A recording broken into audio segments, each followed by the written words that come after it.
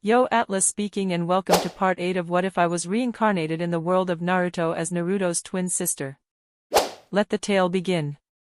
Chapter 136, Foolish Little Sister. While Yuna was busy becoming part of an illegal gambling den, which, of course, she only did to gather information about Tsunade, Naruto found an appropriate hotel and was currently busy meditating. Just like Yuna always did when she had some time, Naruto was helping Kurama refine the hatred out of his chakra. So, Naruto was currently sitting in his mindscape and slowly exchanging chakra with Kurama. After doing so for a few hours, an annoyed sigh escaped his lips as he took out a piece of paper that had a complex seal drawn on it and prepared himself to drop some blood on it. Seriously, what is with my luck? My first C-class mission turns into an A-rank mission. I have to fight Orochimaru during the Chunin exam, and now two people are approaching that feel even stronger than Orochimaru. Can't I get some peace? Maybe they aren't here because of you? Do you really believe that? Not at all. I am 100% sure they are here for you. A few moments later, the two powerful chakra signatures stopped in front of Naruto's door, so Naruto immediately dripped some blood on the paper he was holding and put it away. Considering the distance, only Yuna would get his emergency signal. Naruto slightly regretted that he didn't give a seal to Jiraiya as well, but when Yuna and he started fighting two S-class shinobi, it shouldn't take Jiraiya too long to appear on the scene of battle as well. To Naruto's surprise, the people outside his door actually knocked on the door instead of just smashing through it. Naruto cautiously stood up and opened the door and was immediately greeted with a pair of Sharingan looking at him. Uha, that's Itachi Uchiha, and that fish face behind him should be called Kisame Hashigaki. Somehow, I don't think they are here to have a civilized discussion. I heard fish face is a meathead. I wonder if I can get something out of this? He should be pretty easy to trick, right? Naruto's eyes visibly scanned the two people in front of him, and when he noticed that both of them were wearing the same clothes, an annoyed frown appeared on his face. I have no interest in joining your little weirdo cult that forces its members to wear matching costumes. Get lost. Without another word, Naruto slammed the door shut, and then proceeded to plaster explosive tags all over it. Then he took some distance, so he wouldn't get hit by the explosions. On the other side of the door, Itachi's face was still completely calm. Considering his Sharingan was already active when Naruto opened the door, Itachi easily noticed the short flash of recognition in Naruto's eyes. How interesting. He noticed who we are and apparently came up with a plan instantly. I really wonder what he wants to get by. Huh, did you really think a small door can stop me? Ah, I see. That is what he wanted to achieve. Before Itachi could stop him, Kisame charged forward and kicked a hole into the door. He probably thought of kicking the whole door open, but his kick was simply too fast and powerful, so it only punched a hole into the door. Not even half a second later, sizzling sounds could be heard from the other side of the door as a bunch of explosive tags exploded, blasting Kisame away and smashing him in the opposite wall. Itachi, meanwhile, only jumped back a little to escape the blast radius. He probably could have helped Kisame, but saw no reason to do so. It is not like a few explosive tags like that could deal any meaningful damage to Kisame. Additionally, Itachi hoped, but very much doubted, that experiencing walking into traps like that would make him more cool-headed in the future. As soon as the smoke from the explosion lifted, Itachi could see Naruto standing in the middle of the room with a smug smile on his face. You must be Itachi Uchiha, huh? You probably want a report card about your little sister's behavior. Unfortunately, I can only say that I am not impressed with her. All that hatred and angst really sabotages teamwork, you know. Itachi couldn't help but feel a little confused by what he just heard. Little sister? What the hell is he talking about? Is he trying to stall for time by rambling random stuff? You damn brat. I might not be allowed to kill you, but I can still chop off your arms and legs. Yet again, Kisame charged past Itachi, who couldn't help but ponder about what Naruto just said. The moment Kisame stepped into the room, a small seal on the ground activated and turned the friction of the ground to zero, causing Kisame's foot to slip away just when he was about to propel himself forward. For a shinobi of Kisame's caliber, righting himself after something like that happened is no problem at all. Unfortunately for him, the moment his center of balance is the worst, another seal activated and increased the gravity in the space around his head by 10 times, which resulted in his head smashing into the ground face first. Itachi, meanwhile, could no longer contain his curiosity. "Who do you mean when you're talking about my little sister?" Naruto's eyes widened when he heard that, but moments later he seemed to remember something he had forgotten. "Oh right, you are a missing nin, so you obviously don't know about Konoha's news." After Yuna defeated Sasuke during the Chunin exam, he started walking around while transformed into a woman. Itachi frowned a little and took a deeper look at Naruto. Unlike his sister, I can, to some degree, see through him. Although he isn't telling the truth, he isn't lying either. What the hell happened to Sasuke? You bastard, die. Kisame, who was slightly dazed from smashing into the ground head first, managed to regain his bearing. His eyes were almost as red as Itachi's Sharingan as he charged Naruto like a wild beast. He managed to take a total of 2 steps before the friction under his foot was removed yet again. Just like the first time, a gravity seal activated and smashed Kisame head first into the ground. This time, however, Kisame managed to get his hand between the ground and his head before the impact, dampening the blow. Naruto, however, decided to use this chance to attack. Although Kisame obviously wasn't the sharpest tool in the shed, Naruto didn't believe he would fall for the same trick a third time. His whole body was instantly coated in red chakra and he appeared in front of Kisame. He would have liked to activate his wind armor, but that would have taken too much time, so he simply smashed his fist down on the back of Kisame's head with all his strength. Unfortunately, Itachi got out of his contemplation far faster than Naruto expected and managed to deviate Naruto's blow by kicking against his hand from the side. Although Itachi didn't show anything on his face, he was quite surprised by Naruto's decisive strike. If he wasn't here, then this might have actually been quite the dangerous situation for Kisame. Naruto clicked his tongue in annoyance and quickly took some distance from the duo. He hoped he could keep Itachi distracted by talking about Sasuke and at least deal some serious damage before things got too ugly, but he underestimated Itachi's reflexes. This time, when Kisame stood up, he didn't charge at Naruto. He at least realized that the situation just now might have ended badly for him. Since the previous attacks pretty much dealt no damage to him, he didn't bother reining in his anger, but now that he realized that his opponent could actually harm him, he would pay more attention and not blindly charge forward. Naruto gritted his teeth and prepared himself for quite the harsh battle, but to his surprise, someone else appeared on the battlefield. Itachi Uchiha. A hate-filled roar echoed out of the corridor. Everyone turned around to look at the owner of the voice, and when Itachi saw who it was, his mind actually froze for a moment before it went into overdrive to understand the situation. Is that Sasuke? He really is transformed into a woman. Why? What is going on? Is he going through a weird phase? Is it because I left him all alone? Is this some kind of rebellious phase? Should I acknowledge his transformation or ignore it? Does he prefer to be called she? Now that I think about it, having a cute little sister is pretty nice as well. Stop thinking about nonsense, Itachi. While Itachi's brain was almost overheating, his face was still calm and collected. It has been a while, Sasuke ch. Cough. Sasuke, however, didn't even notice Itachi's slip of the tongue. His Sharingan activated as he charged at Itachi just to. Today I will definitely crash. Lose balance while running, trip, and smash onto the ground. The center of balance between men and women is rather different, after all. Walking might still be somewhat possible, while even running might be possible, but running at full speed at someone while using chakra is a totally different matter. An awkward silence descended onto the battlefield, and moments later, Sasuke stood up and glared at Itachi even harder. Itachi wasn't certain why, but he thought that Sasuke's angry face looked rather cute while he was female. As expected, having a little sister is really nice. Die Itachi. Yet again, Sasuke charged at Itachi. This time, however, he had lighting chakra coating his right hand.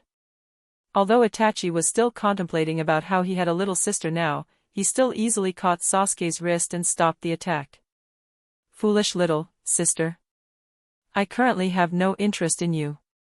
At first, Sasuke had no idea why Itachi called him little sister, but when he realized why Itachi did so, his anger exploded even further. Damn, I will DFE, boom. Itachi unceremoniously smashed Sasuke into a wall and held him up by his neck. Your hatred for me still isn't enough.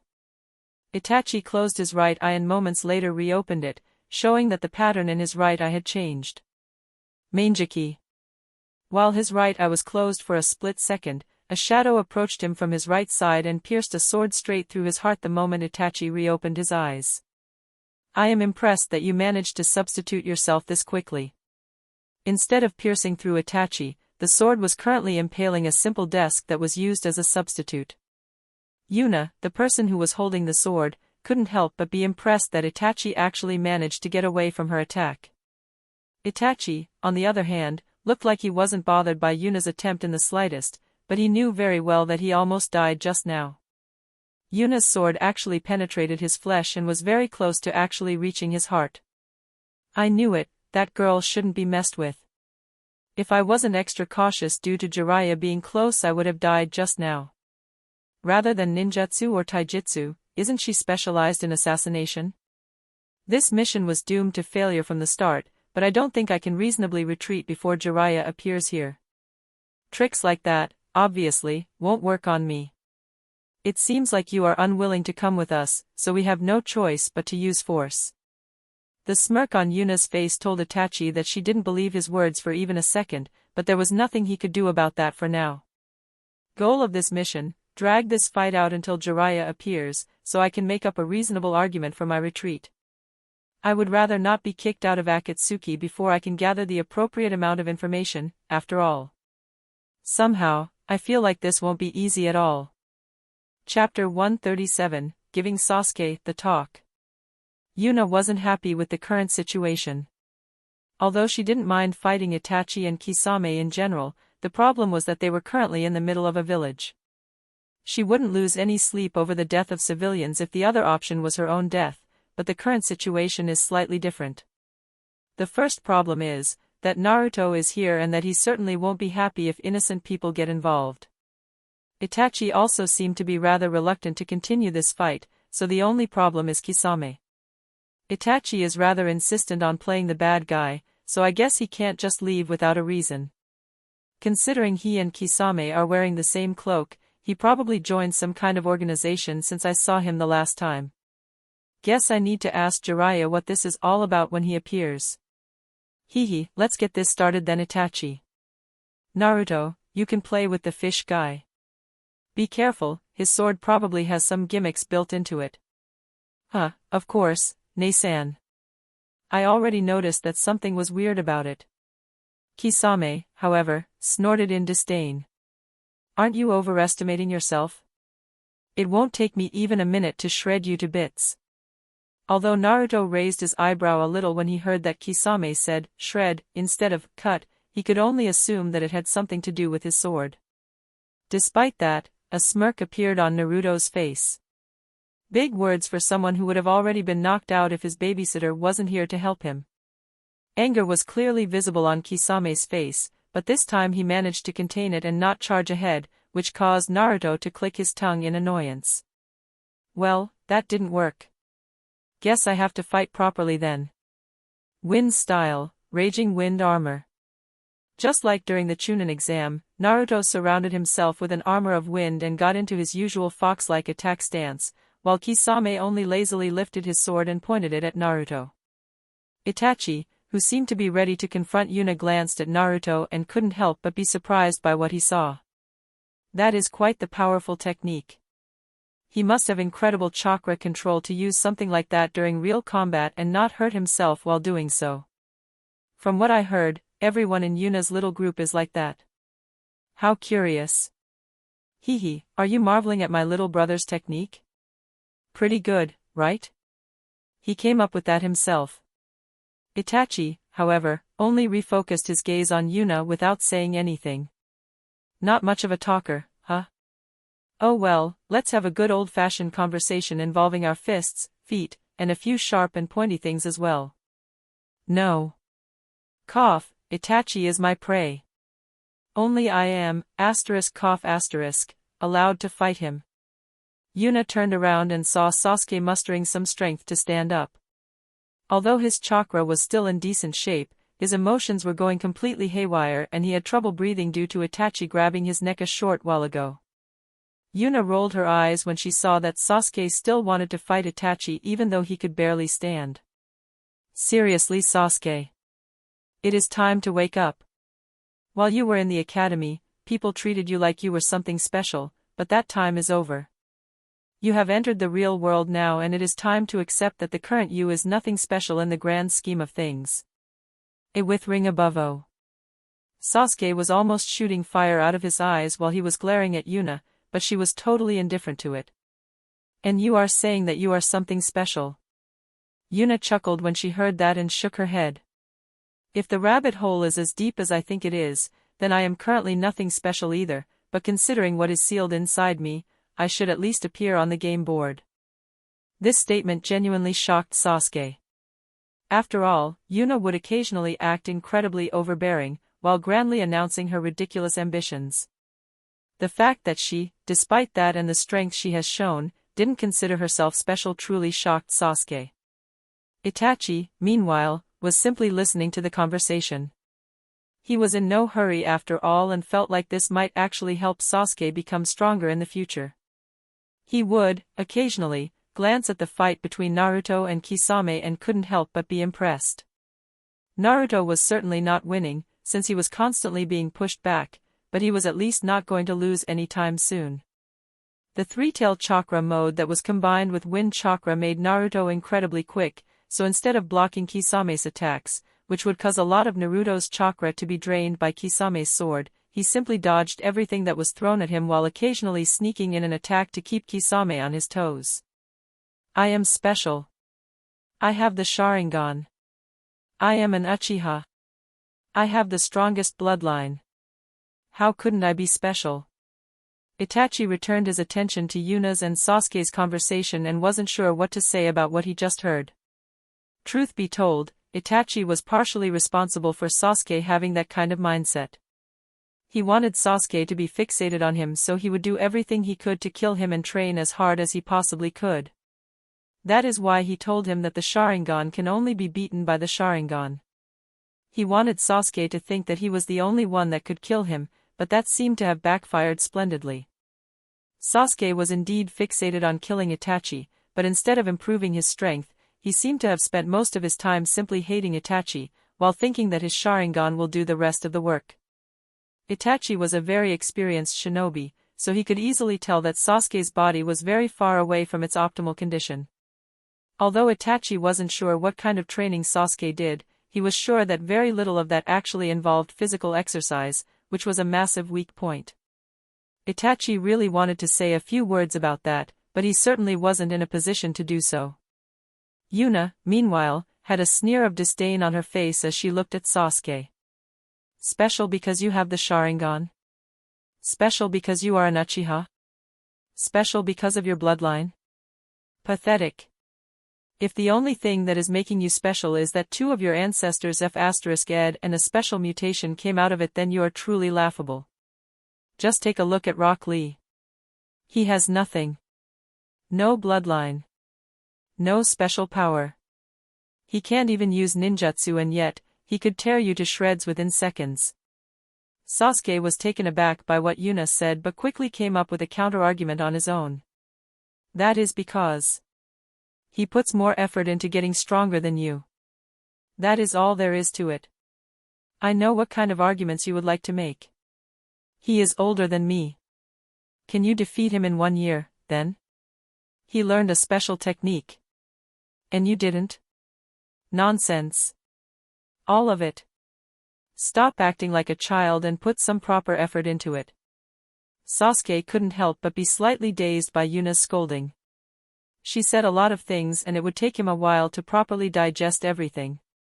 Despite that, he wasn't happy about losing the argument like this, so he was just about to retort when Yuna grabbed his arm with a smile that sent shivers through his spine. By the way, I would like to fight Itachi in peace without a deadweight by my side, so have a good flight and a safe landing. What do? Kibae. Without another word, Yuna pulled on Sasuke's arm and moments later a seal appeared on him that would drastically reduce the gravity around him. Then, she tossed him out of one of the windows with quite a bit of strength and sent him flying away into the distance.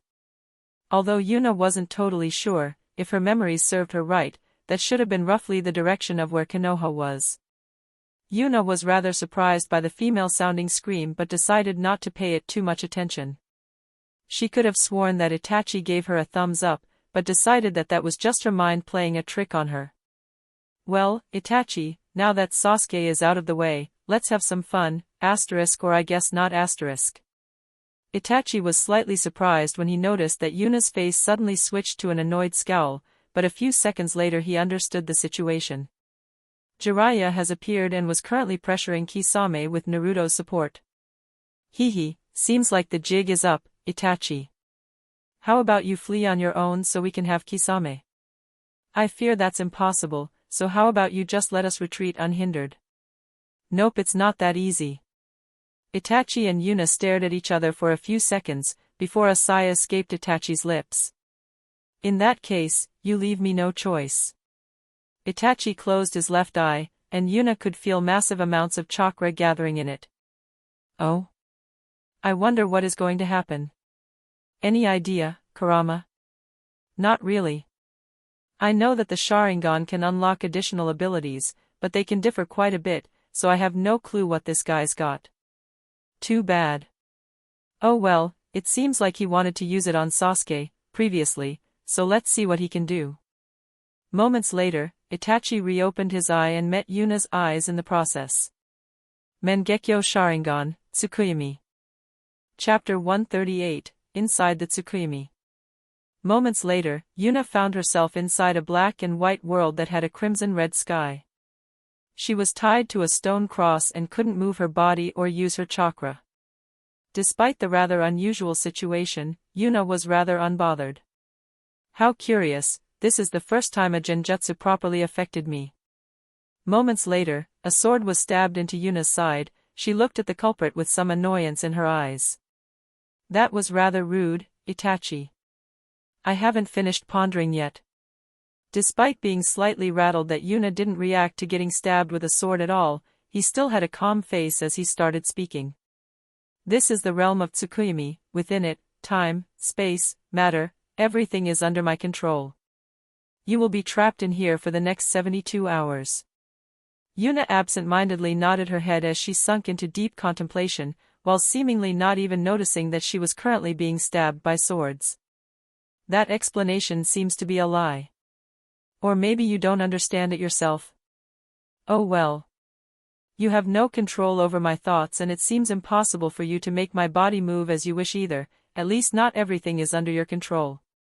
It feels more like I am trapped inside an extremely powerful illusion. Maybe I see. The illusion itself lasts only for a second, but it is so powerful that you can play around with time while inside of it, thus making it seem like it lasts longer.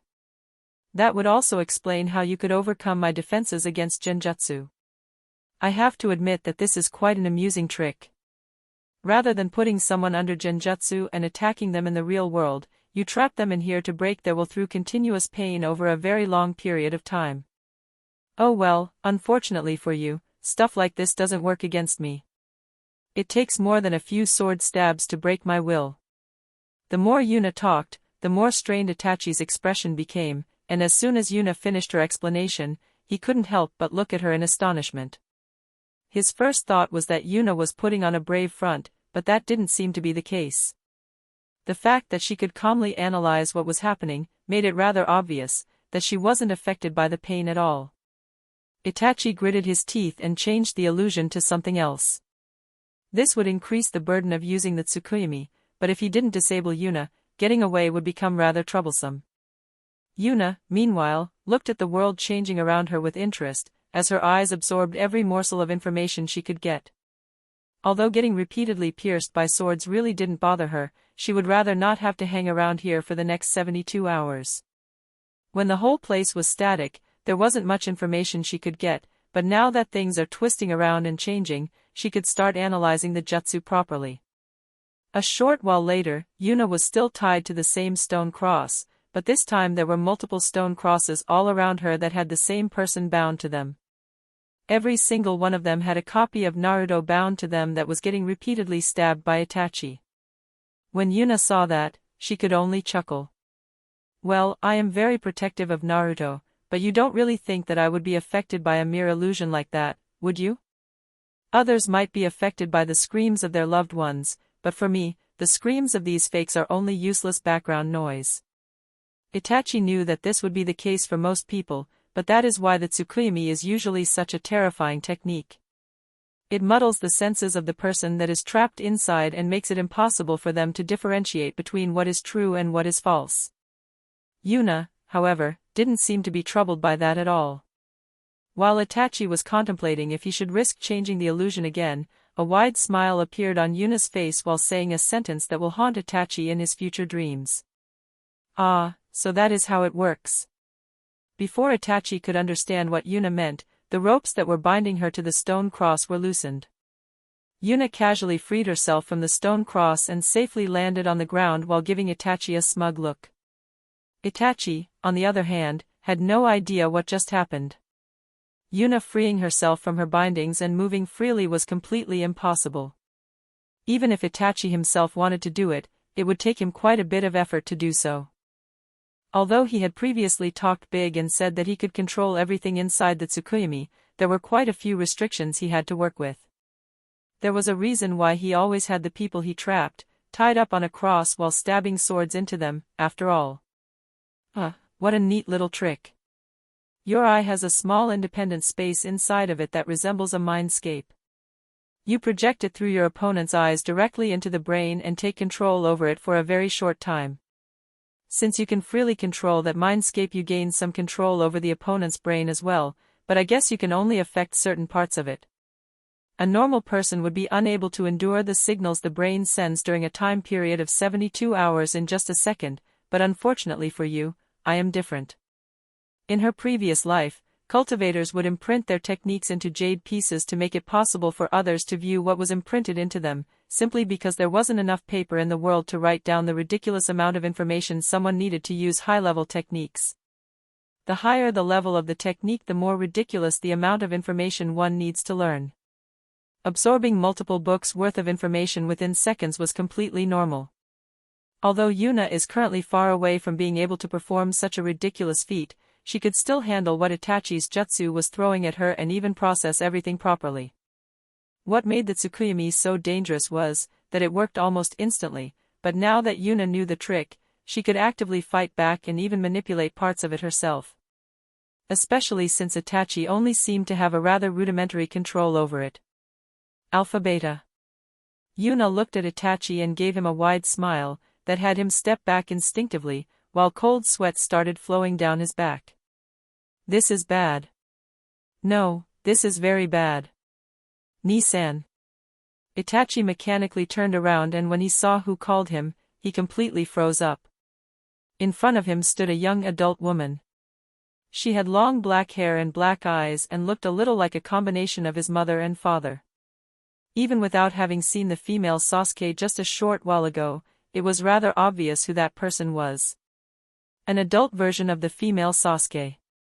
If that was all there was to it, he probably wouldn't have minded so much, but the problem was that this Sasuke was actually only wearing underwear. Black, tight-fitting underwear. This was made even worse by Itachi still having his Sharingan activated, and thus burning the image into his mind for eternity. Itachi Nii-san, you promised we could play together. Let's play. A cute pout appeared on the face of the female Sasuke, which was the breaking point for Itachi. Without a moment of hesitation, he took out a kunai and stabbed it into his own hand. Feeling how the pain helped him recover some of his sanity, he didn't pause for even a moment and started running away from the female Sasuke. His mind was already quite shaken from having to change Tsukuyomi's illusion and by Yuna easily taking control of it. If he were to spend the remaining time of the jutsu with a female Sasuke pressing her underwear-clad breasts into him, he might actually snap. He could only hope that Yuna couldn't manipulate the Tsukuyomi to such a high degree. Itachi glanced at Yuna and almost staggered when he saw what she was currently doing. 2 additional women were together with her, and Itachi identified one of them as Hinata, who seemed to have discarded her clan name, and the other one as Anko Mitarashi. Yuna was currently getting a lap pillow by Hinata, while Anko would occasionally feed some popcorn to her. Itachi could only feel dread when he saw that. She has enough control over the Tsukuyomi to do something like that? In that case, she is just playing with me right now. Damn, I just have to endure it, no matter what she comes up with. Luckily for Itachi, there really wasn't much Yuna could do to him. Despite looking rather casual, the illusion of Sasuke took quite a bit of her concentration to maintain. The illusions of Hinata and Anko, however, were rather easy to maintain, simply because this wasn't a situation that was thought up by Yuna, but something that actually happened a few times. Additionally, neither Hinata nor Anko were moving much, which made the maintenance even easier.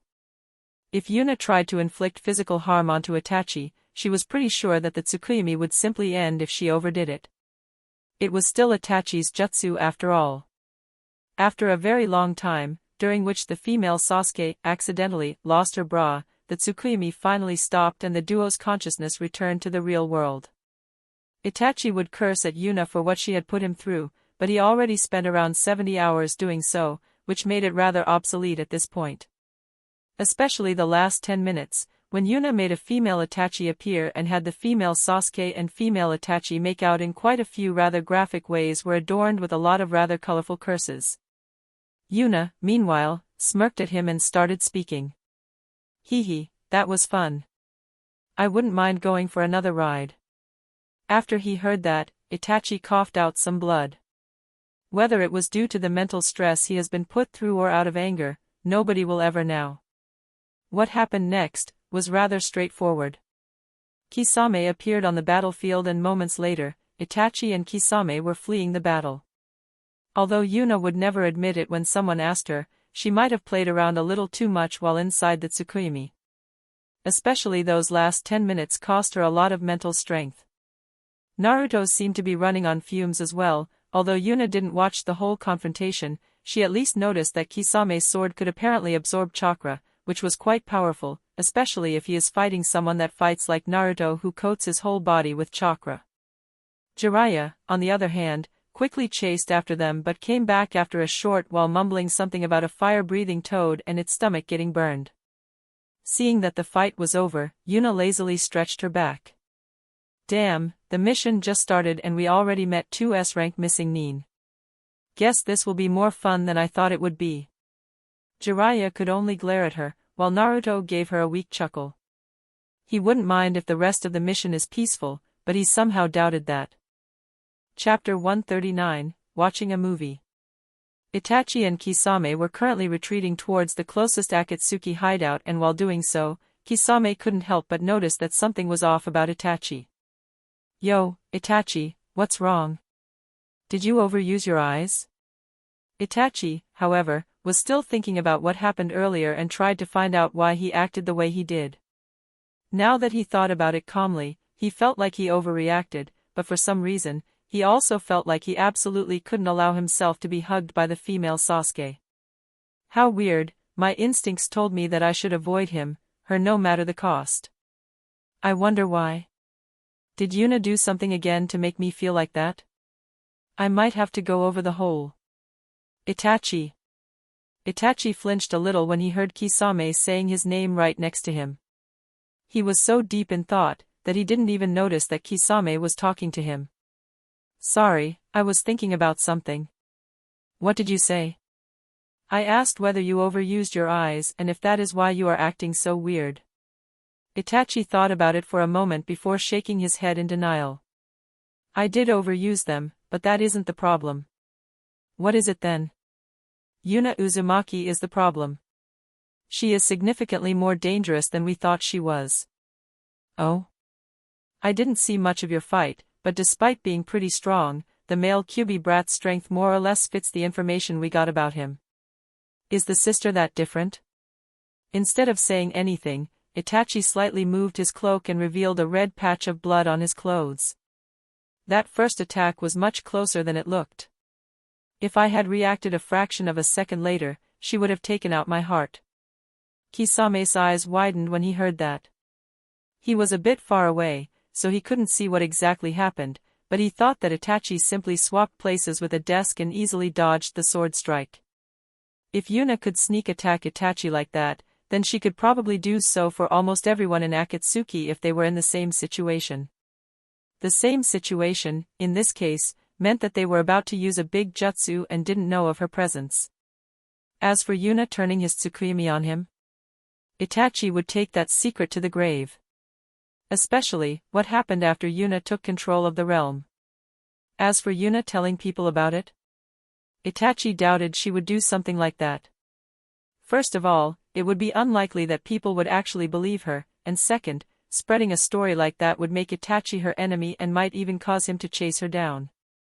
Considering what Itachi has seen from Yuna so far, he was sure that she understood the reason why Itachi had joined Akatsuki and wouldn't want to become his actual enemy. Meanwhile, Yuna and Naruto were inside Yuna's mindscape, even the two Kuramas were present. Unlike the normal snow-covered forest, Yuna's mindscape was colored black and white, with a crimson-red sky. Yuna and the two Kuramas were happily munching on some popcorn, while Naruto was currently in the process of suffocating from laughing too hard. All four of them were currently watching the scene of a half-naked female Sasuke chasing after Itachi. This is quite an interesting way to look at memories. Yeah, it feels much more immersive like this. I agree, but this isn't easy to do at all, so I reserved it for a special occasion. Bwahahaha. Oops, will you look at that? Sasuke-chan has lost her bra. Damn, the way they moved it almost looked like Itachi was the one to remove it. Yeah, it took me quite a long time to orchestrate that properly. Fahahaha. Oh? Why did a female Itachi suddenly appear as well? I think I have a pretty good idea where this is going. Since controlling this jutsu takes a lot of mental strength, I only went all out in the last 10 minutes. This is what you are seeing now. Oh? What is the female Itachi Goi? Oh. Whistle they sure are going at it, huh? I have seen worse, much worse, even if I didn't want to. There are only 10 minutes left after all. I should at least give Itachi a good show. What in the? Oh my god. That was quite a good show. If you get another batch of entertaining memories like this, we should repeat the event. Indeed, especially if it involves an Uchiha getting humiliated. Sure, if I get anything good, I don't mind having another gathering like this. Do you want to watch it again, when I show it to Hinata and Anko?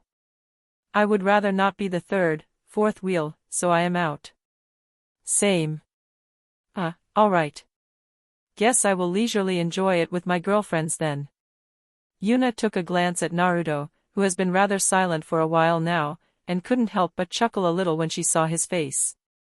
His mouth was wide open, his eyes were red and bulging out a little, while a small trickle of blood was flowing out of his nose. He was still staring at the place where the female Sasuke and Itachi disappeared a short while ago. Well, that might have been a little too much. Ding! Individual Naruto Uzumaki's corruption has reached 100%. Host, Yuna Uzumaki has gained title, Kin Corruptor. While Yuna chuckled a little when she heard what Ien Kurama said, Yang Kurama gave his other half weirded out looks. What was that all about? My coping mechanism to fight back the insanity, or maybe I already am insane and this is how it manifests. Oh well, it's something like that. Seeing the distant look in the eyes of his other half, Yang Kurama decided not to ask any questions about it. No need to stare into the abyss, after all. Yuna, meanwhile, was poking her finger against Naruto's head to get him out of his daze. Hello, anybody in there? Moments later, Naruto woke up and checked his surroundings. When he saw the smirk on Yuna's face, his face immediately flushed crimson, and it certainly didn't help that the two Kuramas that were behind Yuna were smirking at him as well. Naruto quickly stood up and hastily walked out of Yuna's mindscape. Yuna chuckled again when she saw that. Hee, guess he has to use the bathroom. While Yuna was busy snickering at Naruto's plight, Young Kurama gave his other part a look of pity, while In Kurama thought about throwing in another system message. Sasuke, meanwhile, was still flying through the air. It had only been a few minutes, but he had gotten used to the feeling by now. At first, he couldn't help himself but scream, no, not scream. Roar. A manly roar filled with masculinity. When he realized that he was falling very slowly, however, he quickly calmed down. Since he got some time to ponder what Yuna said, he did just that. She said I should put more effort into becoming stronger, but aren't I already doing everything I can? Itachi said I still don't have enough hatred to fight him, but what am I supposed to do? What is holding me back from becoming stronger? Yuna mentioned Lee and said that he has no special bloodline and that he just puts a lot of effort into training, but that is obviously nonsense. He can compete with Yuna while she is using the Kyuubi's chakra after all. It is impossible for him not to be special. Even Yuna herself claimed that she is nothing special, but no matter how I look at it, that is complete nonsense. There must be something else. Something that is stopping my progress. Something that is reducing my hatred. If Yuna and Itachi could hear Sasuke's thoughts, they would, without a doubt, both facepalm themselves and then facepalm Sasuke. Itachi did indeed tell Sasuke that he needs to hate him more. Itachi hoped that this would push Sasuke to do everything he can to get stronger, pushing himself over the limit, but Sasuke instead interpreted it as, you can only get on my level of strength if you hate me even more. Yuna, meanwhile, told him that he needs to put more effort into training, which Sasuke combined with Itachi's statement and came to the conclusion that he needs to put more effort into hating Itachi. As for Yuna's statement that he wasn't special, Sasuke simply dismissed it. If you are told for almost all your life that you are someone special, that belief won't crumble just because one person told you that you aren't. No matter how I look at it, isn't the problem Konoha? All that nonsense about fighting as a team and all these useless D-rank missions are holding me back, aren't they? All that time doing useless things could be spent on getting stronger, but instead of that, I am forced to rely on useless teamwork during worthless missions. Should I leave Konoha? But where am I supposed to go? For a moment, Sasuke thought about the seal that was put on his back as he sank into deep contemplation. Chapter 140, Finding Tsunade. Despite the last day's incident, Yuna, Naruto, and Jiraiya continued their journey in the morning of the next day. Jiraiya claimed that he had information that Tsunade was in a town called Tanzaku Quarters, but Yuna had her doubts about that. She was pretty sure Jiraiya was only guessing that Tsunade would be there because it is the Land of Fire's biggest gambling den. Additionally, to last night's fight against Itachi and Kisame, Yuna managed to infiltrate the small gambling house in Tria village. Although Naruto's distress call had a bit of bad timing, it wasn't something that a quick shadow clone couldn't solve. As she had planned, after winning and losing a few rounds and seemingly not caring about money, someone important came and invited her to play with a few higher-ranked people. She considered just putting all of them under genjutsu but decided against it. Although the people of this little group certainly weren't good people, they seemed to have at least some morals. Although Yuna didn't have any plans for this organization yet, controlling an underground organization might be useful in the future and she didn't want it to be filled with a bunch of mind-broken puppets. Anyway, after chatting with them for a while and some more gambling, Yuna won their trust and they gave her a small metal card that could apparently grant her preferential treatment in a few places the organization owned, which might come in handy. Should I let Akane investigate them? If they can even provide advantages like this, they might be a decently sized organization. Oh well, I will think about that when I'm back in Konoha. A few hours later, the trio reached the town of Tanzaku Quarters and, as expected, Jiraiya disappeared the moment they entered the town to investigate where Tsunade might be. Although Yuna considered doing the same, there was apparently a festival going on, so for now she decided to have some fun with Naruto. Well, all festival stalls that involved skill challenges were, for obvious reasons, not allowed to be played by shinobi, but Yuna and Naruto still enjoyed themselves by eating at every food stall they saw. After both of them were satisfied, Naruto went to their hotel, while Yuna decided to take the small metal card she received yesterday for a spin and see what it can do. Hehe, I heard Tsunade loses pretty much every round she plays, so she shouldn't be too hard to find. Someone like that, naturally, attracts a crowd. With a small smile on her face, Yuna walked to the busiest place in town, the gambling district. Jiraiya, meanwhile, was quite disgruntled. The evening didn't go as he had planned at all. He has hit on quite a few women by now, but none of them have shown any interest in him. Am I getting rusty or am I just having a bad day? Well, I am obviously just having a bad day. After all, yesterday I easily picked up 2 women at once. Well, okay, one of them wanted to poison me to keep me away from Yuna and Naruto, so Itachi and Kisame could kidnap them, but, well, that's still only 1 out of 2, so it's fine. Gihi, what's wrong, lady? At first, you were boasting that money wasn't an issue and now you are acting all meek? That little money you have left isn't nearly enough to cover the bet you just made. How about you serve me for a while and we are even? Jiraiya felt that the voice he just heard sounded a little bit familiar, but he wasn't sure where to put it. What he knew, however, was that he would definitely help a woman in need, and that was certainly not because he was hoping for a nice reward. He approached the gambling house where he heard that voice from with righteous steps and quickly opened the door. He was just about to start yelling with righteous fury when he saw who the culprit was. Long crimson-red hair and purple eyes. That was pretty much all Jiraiya needed to see to get a pretty good idea of who that person was. Without these 2 obvious clues, however, Jiraiya very much doubted that he could see through Yuna's disguise. Right now, her face looked like she was the female boss of a bandit organization and she even had a scar over her right eye. Her clothes looked tailor-made, were extravagant, and seemed to be quite expensive. Additionally, 2 scantily dressed women were fawning over her and pressing their breast into her, while a third one was occasionally feeding her some fruits. To round up the picture properly, 2 mountain-like bodyguards with bulging muscles stood not too far away and were looking at the surroundings like hawks. Right now, they were glaring at Jiraiya like they were about to attack him at any moment. What the hell? Since when did Yuna become the boss of some kind of shady underground organization? Well, she at least looks like she did. Does Sensei know about this? No, that isn't important right now. I don't get the whole picture, but she is clearly threatening someone. This is unacceptable. Just when Jiraiya was about to walk forward yet again, he heard another voice that almost made him faceplant into the floor. Tsunade-sama, what are we supposed to do now? We don't have enough money to cover this bet. Tsunade? She is here. Wait. She is the one who is being pressured by Yuna. Does Yuna know that Tsunade is in front of her? Shit, this might be bad. Hehe, Shizun isn't that obvious? This is bad, very bad. Tsunade will attack. Son. We will run away. Without another word, Tsunade smashed her fist on the table in front of her and turned it into dust, which blocked everyone's sight. Then, she quickly grabbed Shizun's wrist and started running away as fast as she could.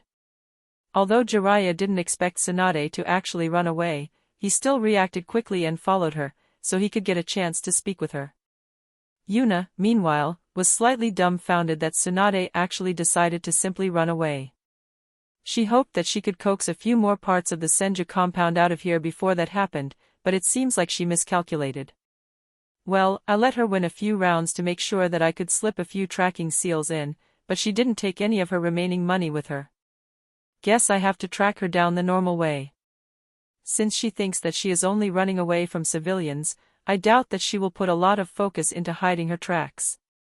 Then, Yuna remembered that she was still acting as a bandit boss, so a vicious smile appeared on her face that sent shivers through the spines of the other people inside the gambling house. Hehe, she thinks she can run away from me? Let's see how far she can get. Without another word, she stood up and quickly left with her entourage following her out.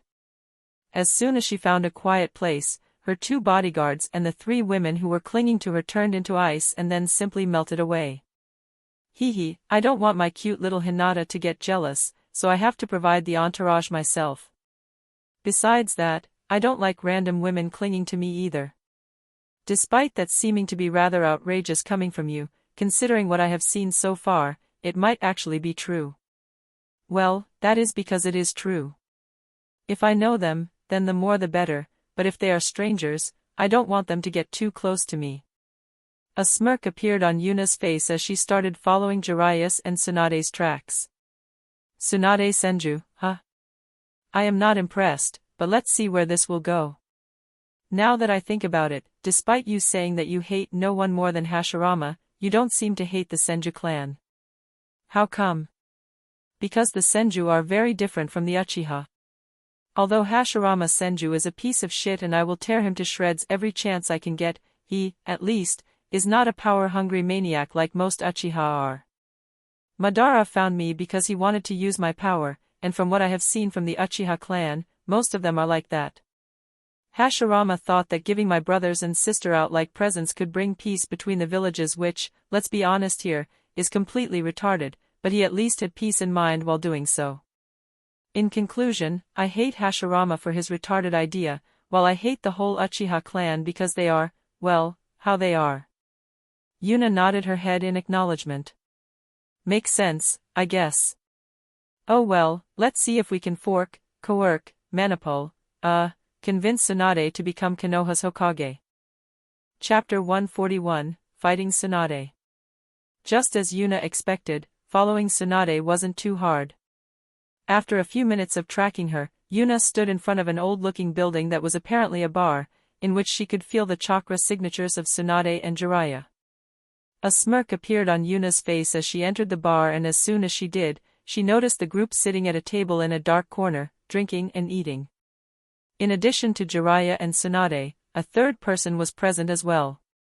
She had black eyes and hair and clearly didn't want to be part of whatever Jiraiya and Tsunade were talking about and was holding a small pig in her hands. A pig? There are indeed a few shinobi that rear animals to support them, but what is a pig supposed to do? Guess it has a good sense of smell. Maybe? Probably. Maybe it's just emergency food? Oh well, whatever. Yuna casually approached the table where the group was sitting, and as soon as she did, Tsunade's and Shizen's eyes widened in surprise. They didn't expect that someone would actually be capable of following them. Tsunade considered running away again but quickly realized that there was no need to bother. Right now, they were not in public but inside an old and dilapidated pub. Whatever the person approaching the table wanted to do, Tsunade could just knock her out. Before Tsunade could do or say anything, an annoyed sigh escaped Jiraiya's lips. Is this really necessary, Yuna? Not at all, but it is much more fun like this. Tsunade's eyes widened when she realized that Jiraiya apparently knew who the person, who had taken quite a bit of her money, was. She, immediately, glared at Jiraiya and was preparing herself to beat him up. Is this how you want to get me back to Konoha, Jiraiya? Coercing me through my debts? Seeing that Tsunade was close to attacking, Jiraiya had cold sweat flowing down his back as he quickly lifted up his hands to pacify her. Please calm down, Tsunade. I swear it isn't like this, and Yuna, can you drop this damn transformation already? Do you want to get me killed? Although it would be rather amusing to watch you getting beaten up, I guess that isn't really appropriate right now. Oh well, considering the way you are, there should be quite a few chances to see you getting beaten up. As soon as she finished speaking, Yuna vanished into a puff of smokes and reappeared in her normal appearance. Tsunade and Shizen couldn't help but gawk at Yuna. After all, neither of them could feel any chakra from Yuna while she was transformed and couldn't see through her transformation either. Jiraiya, meanwhile, could only smile wryly when he saw the reaction of the duo. I should probably ask how she transforms this perfectly. It would be an incredibly useful tool for infiltration. I wonder if she is even willing to teach me. Might as well introduce myself. Yuna Uzumaki is the name. Nice to meet ya. Tsunade's eyebrow rose a little when she heard that name. Considering that someone with the Uzumaki last name was traveling together with Jiraiya, it wasn't hard for her to guess who the person in front of her was. Minato's daughter, huh? Oh well, I haven't paid attention to what is happening in Konoha for a long time, so I don't really care. So, what is a little brat like you doing inside a bar this late at night? Shouldn't you be in bed by now? Yuna only snorted at the cheap provocation and immediately shot back. Well, if an old lady like you can use a jutsu to look younger and have fun, then I see no reason why I shouldn't do the same. Before Yuna could finish her sentence, a fist smashed into her stomach, sending her flying into a nearby wall. Who are you calling old, brat? Jiraiya, meanwhile, had cold sweat flowing down his whole body like a waterfall. Calling Tsunade old certainly wasn't a good idea, but he didn't think one little punch was enough to knock out Yuna either. Well, considering what he had heard about Yuna so far, it might even ignite her inner battle maniac. If Tsunade and Yuna were to fight inside the city, Jiraiya didn't think that anything of it would be left. Serves that damn brat right. A few days in a hospital show. This time, it was Yuna's turn for a sneak attack. Before Tsunade even understood what was going on, Yuna's elbow smashed into her side, sending her flying the same way as Yuna did previously. That was a pretty good punch. Moments later, Tsunade walked out of the rubble she has just been elbowed into while glaring at Yuna. Yuna and Tsunade were both completely unharmed, both having been punched through a wall, which wasn't surprising to Yuna. Considering how little of her chakra Yuna normally showed off, Tsunade probably assumed that she was just at genin level, so she adjusted her strength to that, while Tsunade was unharmed simply because it was very difficult for someone with the body of a 13-year-old girl to hurt someone at Tsunade's level, no matter how much Yuna strengthens her body through training. If Yuna used chakra though, things would have been a little bit different. That was quite a decent attack for a brat like you, I could almost feel it. Hehe, I agree. My shoulders have been a little stiff for a while now, and a few more of your massage-like punches should do the trick. Let's see if your old body can handle it. Tsunade's glare intensified when she was called old again, and then she gathered quite a bit of chakra in her right fist. As expected of this world's supposedly best medic Nin, her chakra control is pretty good. A wild smile appeared on Yuna's face, as she started to coat her fist in chakra in a similar manner to Tsunade. She has heard and read about Tsunade's fighting style and could make a pretty good guess how she released her explosive strikes. Seeing her coat her fist in chakra only confirmed that theory. Although Tsunade widened her eyes in surprise when Yuna easily mimicked her technique, she decided not to think about that for now. She would beat Yuna up first, and ask questions later. Both of them started charging at each other while pulling back their fists. It was obvious that they simply wanted to clash with each other's fists instead of going for elaborate combat strategies. Before their fists met, however, Jiraiya appeared between them. We are in the middle of the city, you show. That was as far as he came before two chakra-enhanced fists smashed into him. He clearly wanted to act cool and catch both attacks at the same time, but unfortunately for him, Yuna and Tsunade both dodged Jiraiya's block instinctively without even hindering their attack in the slightest. Jiraiya probably thought that both of them more or less had tunnel vision and that they were simply aiming at each other's hand without putting much thought into it. The result of that was that Yuna hit him around his waist, while Tsunade hit his shoulders, causing him to spin in midair like a pinwheel from the two powerful attacks before he crashed into the ground. Oops. Although both of them exclaimed so at the same time, neither of them seemed to be particularly sorry about what just happened. Yuna was just about to continue when the downed Jiraiya coughed out some blood and a few drops of that landed onto Tsunade. Yuna, immediately, realized the shift in atmosphere around Tsunade. Her domineering demeanor was gone and was, instead, replaced by fear and terror as her face grew paler and her whole body started shaking. Yuna's eyes widened in surprise when she realized what was going on. No way, she is afraid of blood? I guess she didn't simply lose her loved ones during the war but actually failed to save them. No wonder she doesn't want to come back to Konoha.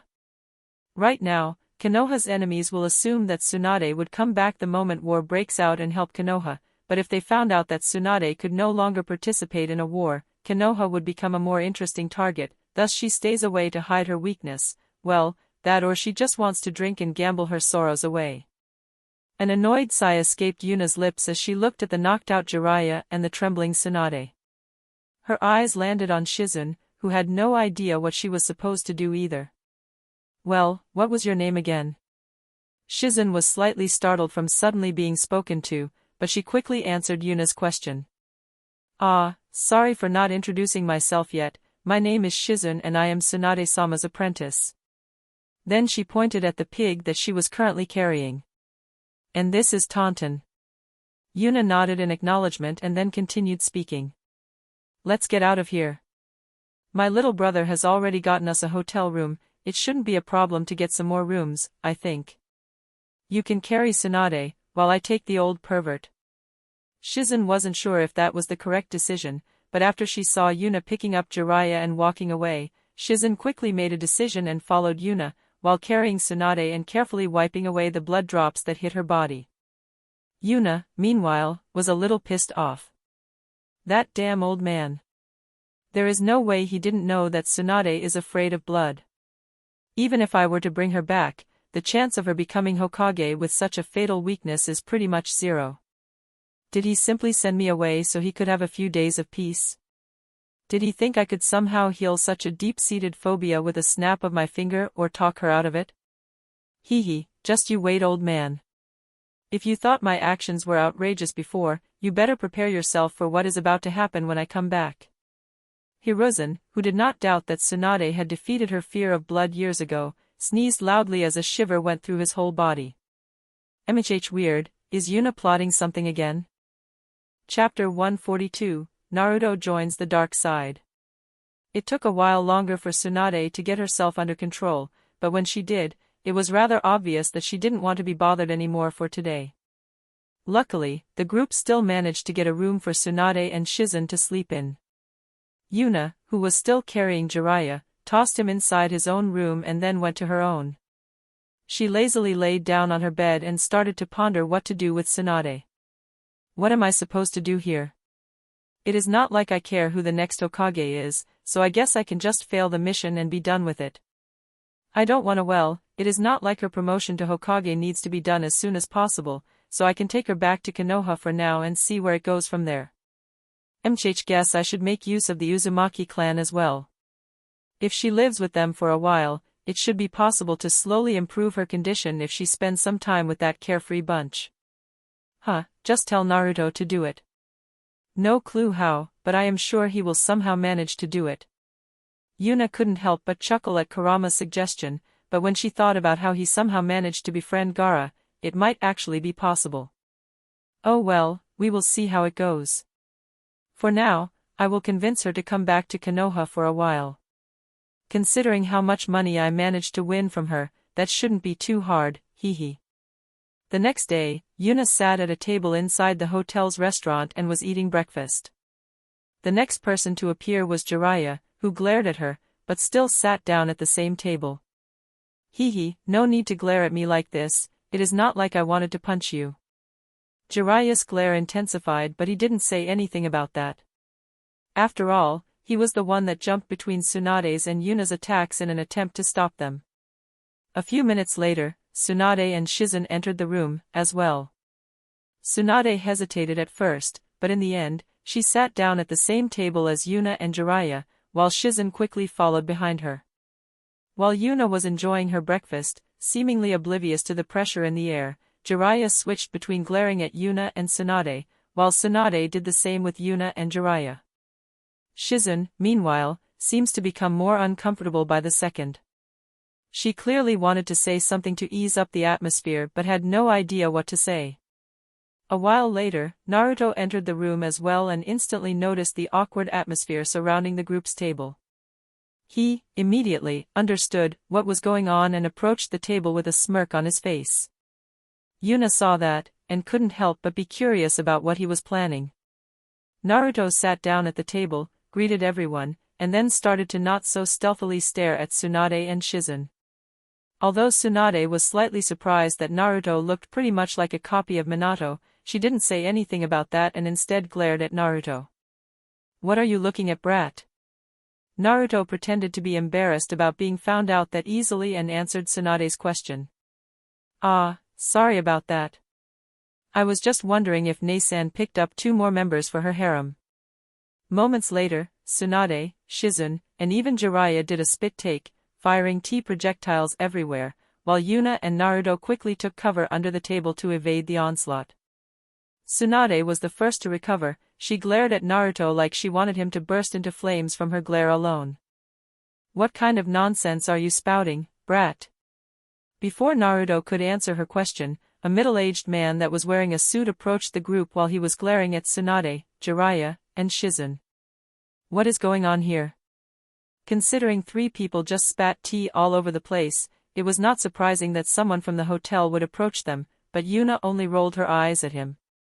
She took out a stack of money and casually tossed it towards the person who just approached their table, while an aloof look appeared on her face. "We need to discuss something, leave us alone." Seeing the stack of money in his hand, and the arrogant look Yuna was giving him, the man immediately understood the situation as an amiable smile appeared on his face. Of course, young miss. Take as much time as you need. Would you like a private cabin?" Yuna waved him away and he quickly left their table. While Jiraiya, Tsunade, and Shizune were rather perplexed by Yuna's sudden shift in attitude, Naruto could only chuckle a little. He was already used to Yuna freely shifting to personalities that would fit the situation the best. Beta Epsilon. What are you 3 so surprised about? If I can act like a bandit boss, naturally I can act like a noble as well. And Naruto, these 2 are not part of my harem, but the blonde one is Konoha's next Hokage, Tsunade Senju. Naruto nodded his head in understanding and gave an extravagant bow towards Tsunade. "Greeting, Hokage-sama." Tsunade's fist smashed into the table, leaving a dent in it. Although the person who approached their table a few moments ago gave them another glance, considering how much money Yuna has given him just now, he could easily get a few more tables, so he didn't mind if one of them got damaged or even destroyed. "I am not the next Hokage. There is no way I want a title like that." Naruto tilted his head in confusion while looking at Tsunade. "Why not? Isn't being the Hokage really great?" Tsunade snorted in disdain when she heard that. "What is so great about it?" Naruto couldn't help but feel slightly awkward when he heard that question. Yuna asked him to convince Tsunade to become the Hokage, but he had no idea how he was supposed to do that. Additionally, Naruto himself really didn't think that being Hokage was such a great thing, making it even harder for him to come up with arguments to convince Tsunade. Naruto glanced at Yuna, hoping that she would tell him what was so great about becoming the Hokage, but Yuna only averted her gaze and instead concentrated on her breakfast. Next, Naruto's eyes landed on Jiraiya, who apparently also wanted Tsunade to become the Hokage, but he was currently busy ogling at a woman that sat on the table next to them. He was cursing them internally while trying to come up with an answer himself. As Hokage, you. Naruto let his eyes wander through the room and they landed on the person Yuna bribed just a few moments ago. A light bulb appeared above his head, as he got an idea. When you become Hokage, you are responsible for the finances of the village, so if a little bit of it got lost, no one would even notice it. A hidden village makes a lot of money, you know. Yet another spit take escaped Jiraiya when he heard that, but Tsunade's eyes actually showed some interest in what she just heard. That isn't exactly false, I guess. Just how much money does a hidden village make by completing all those missions? If, let's say, around 1% of that went missing, no one would notice, right?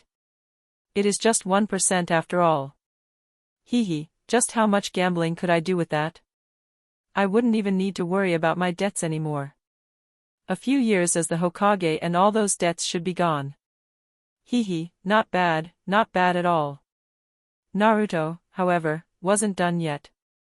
Seeing the interest in Tsunade's eyes, he knew how to convince her. That isn't even all of it. The position of Hokage is one of the most powerful positions in the Land of Fire. I heard that you enjoy good alcohol. Just imagine what kind of good stuff you could buy if you actually became the Hokage. No. You probably wouldn't even have to buy it, quite a lot of people would simply present you the good stuff to receive your favor. Tsunade's eyes shone even more brightly when she heard that. Good alcohol was expensive, but someone as important as the Hokage would certainly receive all kinds of gifts in that direction, especially if word spread that she liked being gifted alcohol the most. She almost started drooling just by thinking about it. Yuna, meanwhile, looked at Naruto with a weird mixture of pride and regret on her face. A single tear escaped one of her eyes, which she quickly wiped away. I really did it, huh? He was such an innocent child, and just look at him now. Now, he is the one that is doing the corrupting. I feel disgusted with myself, and at the same time, I am really proud of Naruto and what he has become. Let us have a minute of silence, for the loss of an innocent soul. Chapter 143, Trouble on the Way Back. Jiraiya had a really bad feeling when he saw the look in Tsunade's eyes. Right now, he was already regretting this mission. Now that I think about it, making Tsunade the next Hokage was a really bad idea. It isn't exactly a secret that she has a gambling problem. It is a really stupid idea to make her responsible for Konoha. Should I try to convince her that becoming Hokage is a bad idea? My mission is to bring her back to become Hokage though. What am I supposed to do? Tsunade, meanwhile, finished thinking about the offer, and a slightly greedy smile appeared on her face. Sure, I will become Hokage, but there is no way I will take the job for long. 2, maybe 3 years is all I am willing to do. That should be enough time to pay back my debt. Well, you can just push the job on Kakashi, or maybe start preparing a successor for the job as soon as you return to Konoha. Just spout some nonsense about you filling the spot until someone better is found, and that you are only taking it temporarily and it should work out smoothly. Tsunade eagerly nodded her head and looked at Naruto with some appreciation. Not bad, brat. How about you become the Ho? No, thanks. I'm fine. She glared at Naruto, and then her eyes landed on Yuna, who could only roll her eyes. Don't even think about it. Jiraiya, meanwhile, really didn't know what to make out of this situation. The prestigious position of Hokage was currently being pushed around like it was a hot potato. Although Jiraiya wanted to argue that handling the title like this was inappropriate, considering he didn't want it either, he really had no ground to stand on. He has seen the mountains of paperwork Hiruzen has to deal with and really didn't want anything to do with that. He could only hope that Konoha will survive Tsunade's reign and that someone appears that actually wants the position. Since no one in the group had anything left to do in the city, they decided to make their way back to Konoha, and while doing so, Jiraiya told Tsunade what had been happening in Konoha up until now. Tsunade couldn't help but look at Yuna and Naruto in disbelief when she heard about what happened during the Chunin exam. She especially couldn't help but look at Yuna with suspicion in her gaze when Jiraiya mentioned that Yuna could use ice jutsu.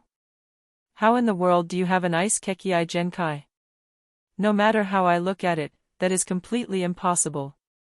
Neither Minato nor Kushina had even the slightest bit of shared blood with the Yuki clan.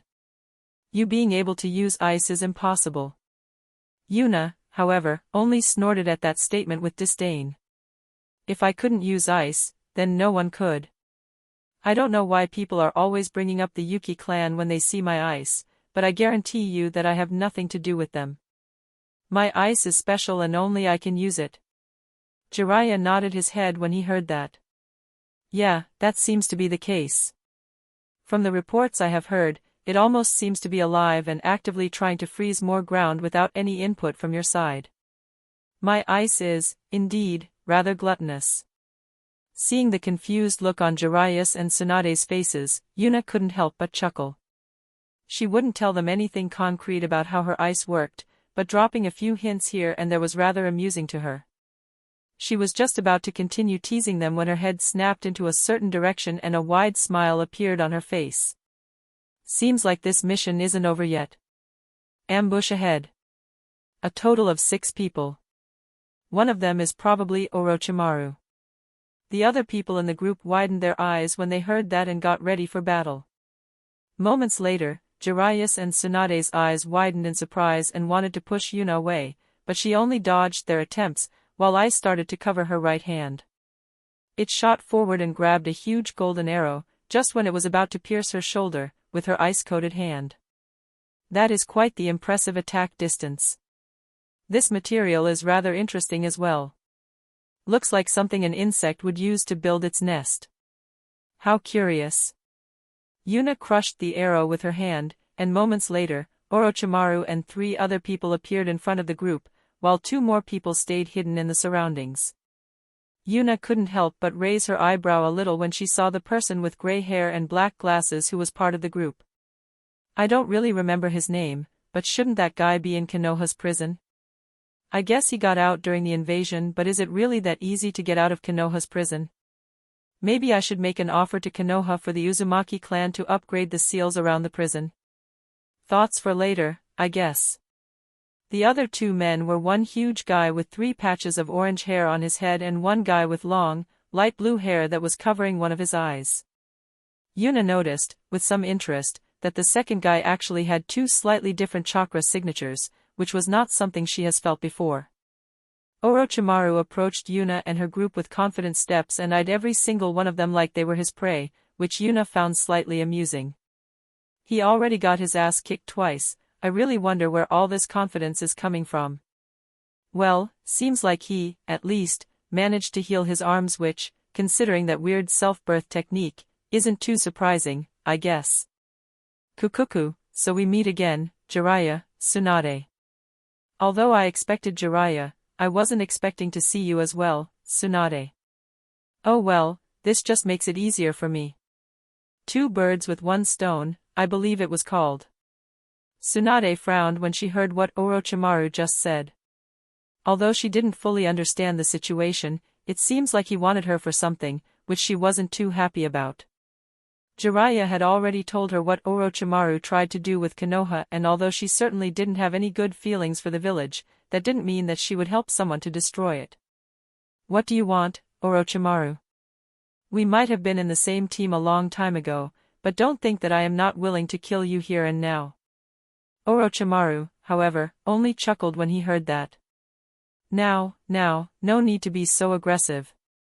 I actually have quite a good offer for you, but you are not the main reason why I am here. Orochimaru's eyes wandered over the whole group, before coming to a stop on Yuna. You. I want you. You are the reason why I am here today.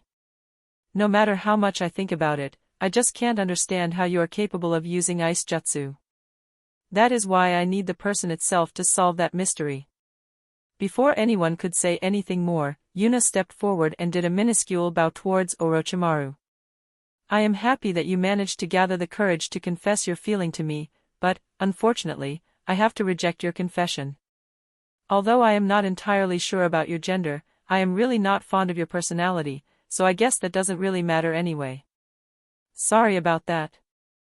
An awkward silence descended onto the battlefield, which was only interrupted by the weird noises Naruto was making while trying to suppress his laughter. Chapter 144, Fighting the Sound 4. A frown appeared on Orochimaru's face when he heard Yuna's taunt. What irritated him wasn't the taunt itself, but that Yuna didn't seem to take him seriously at all. Even Jiraiya put his guard up when he appeared, and yet, Yuna doesn't seem to care at all. There should be a limit to how arrogant someone can be, but your arrogance seems to have no bounds. Yuna couldn't help but chuckle when she heard that while nodding her head. Hee, I am, indeed, boundless.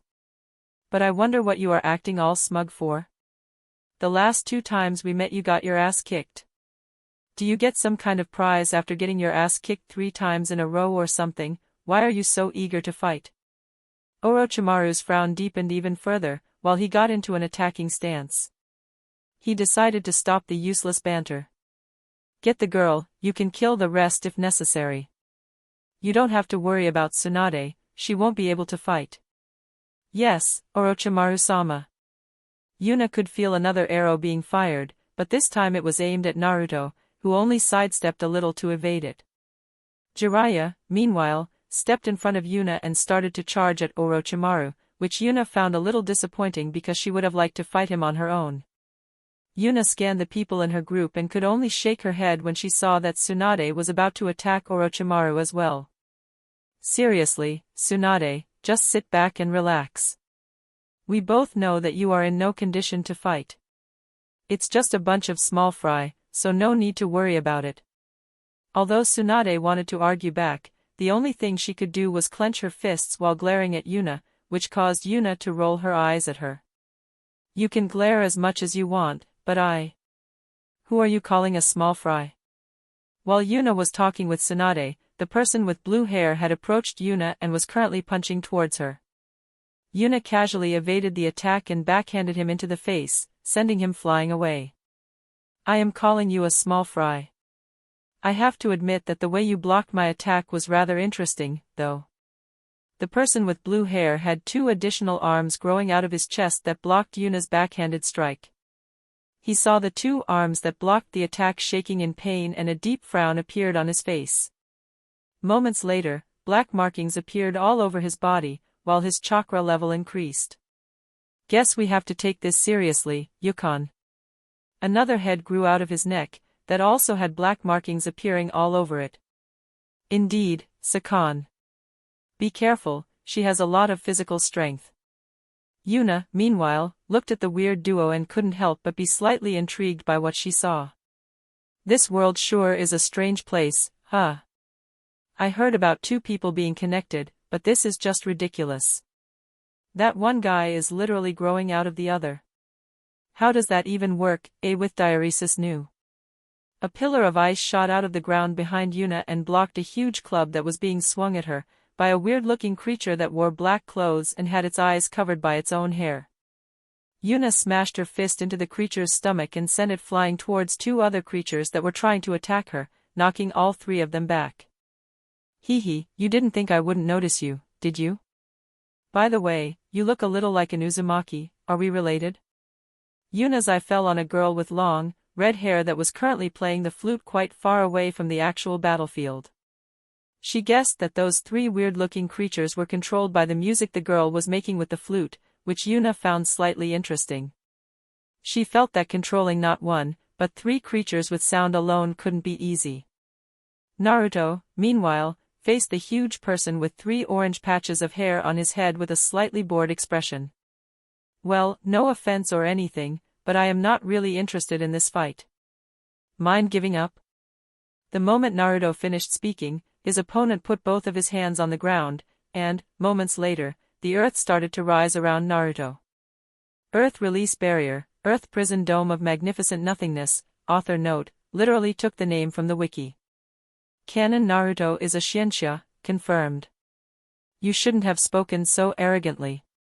Now, you will die by having all of your chakra taken from you.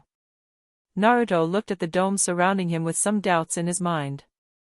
He could, indeed, feel that his chakra was being absorbed, but it would take more than a day for him to reach a critical level of chakra depletion.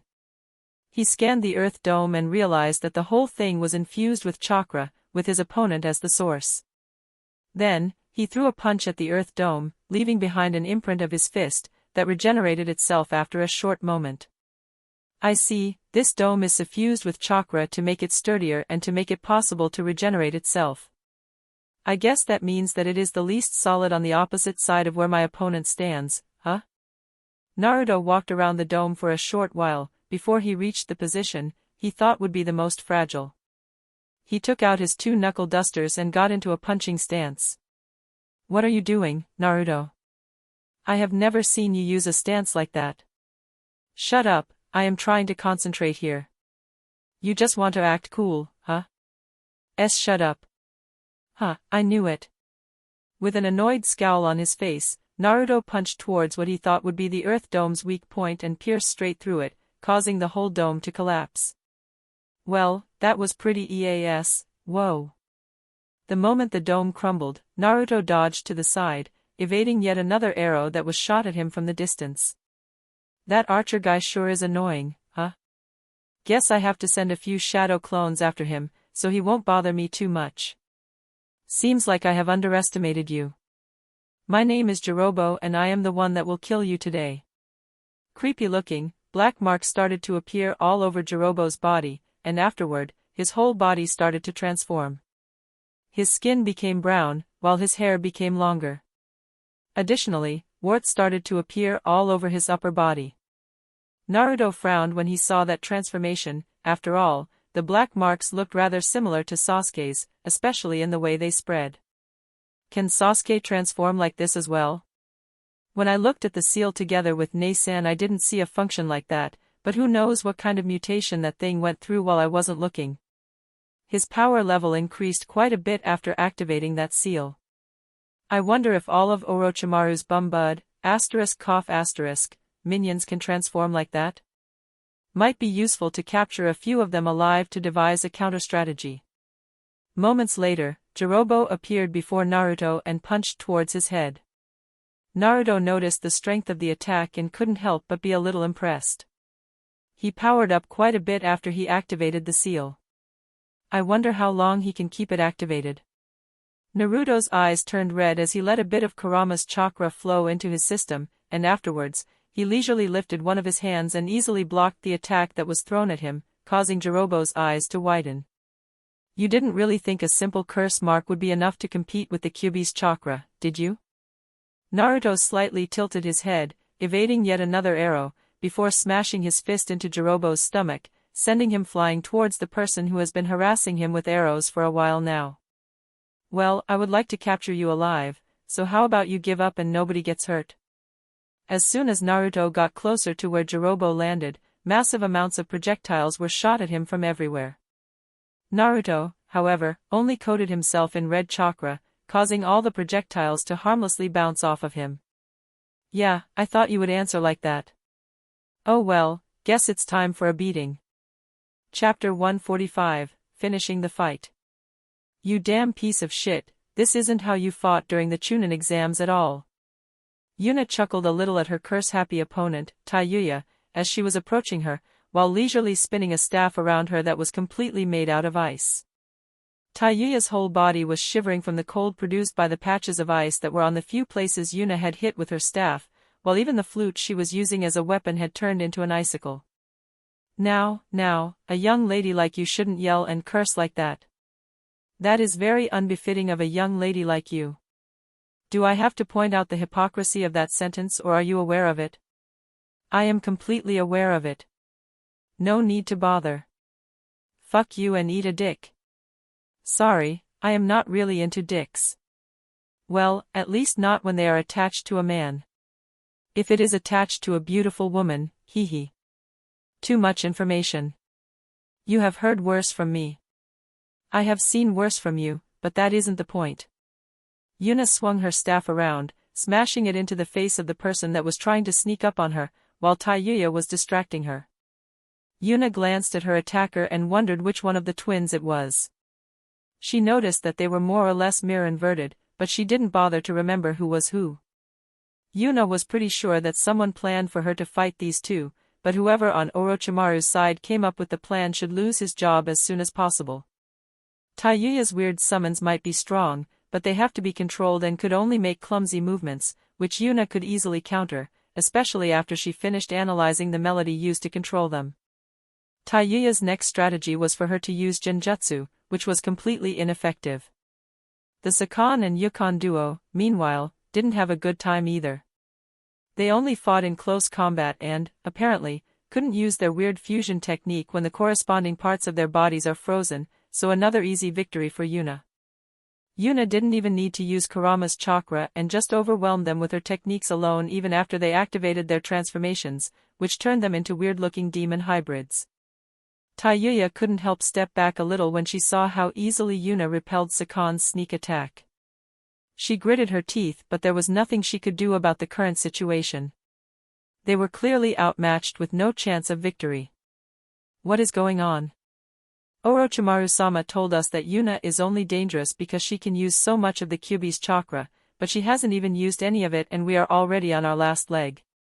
The seal that Orochimaru-sama gave us that would suppress the Kyuubi's chakra was completely useless. She was supposed to lose herself in battle and get reckless.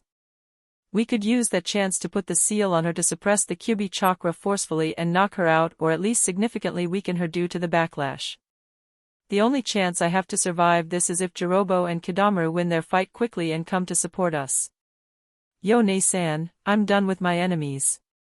As if to dash Taiyuya's hopes, Naruto appeared with Kurama's chakra still coating his body and while dragging two unconscious people behind him. These guys even had a seal with them that could suppress Kyuubi's chakra.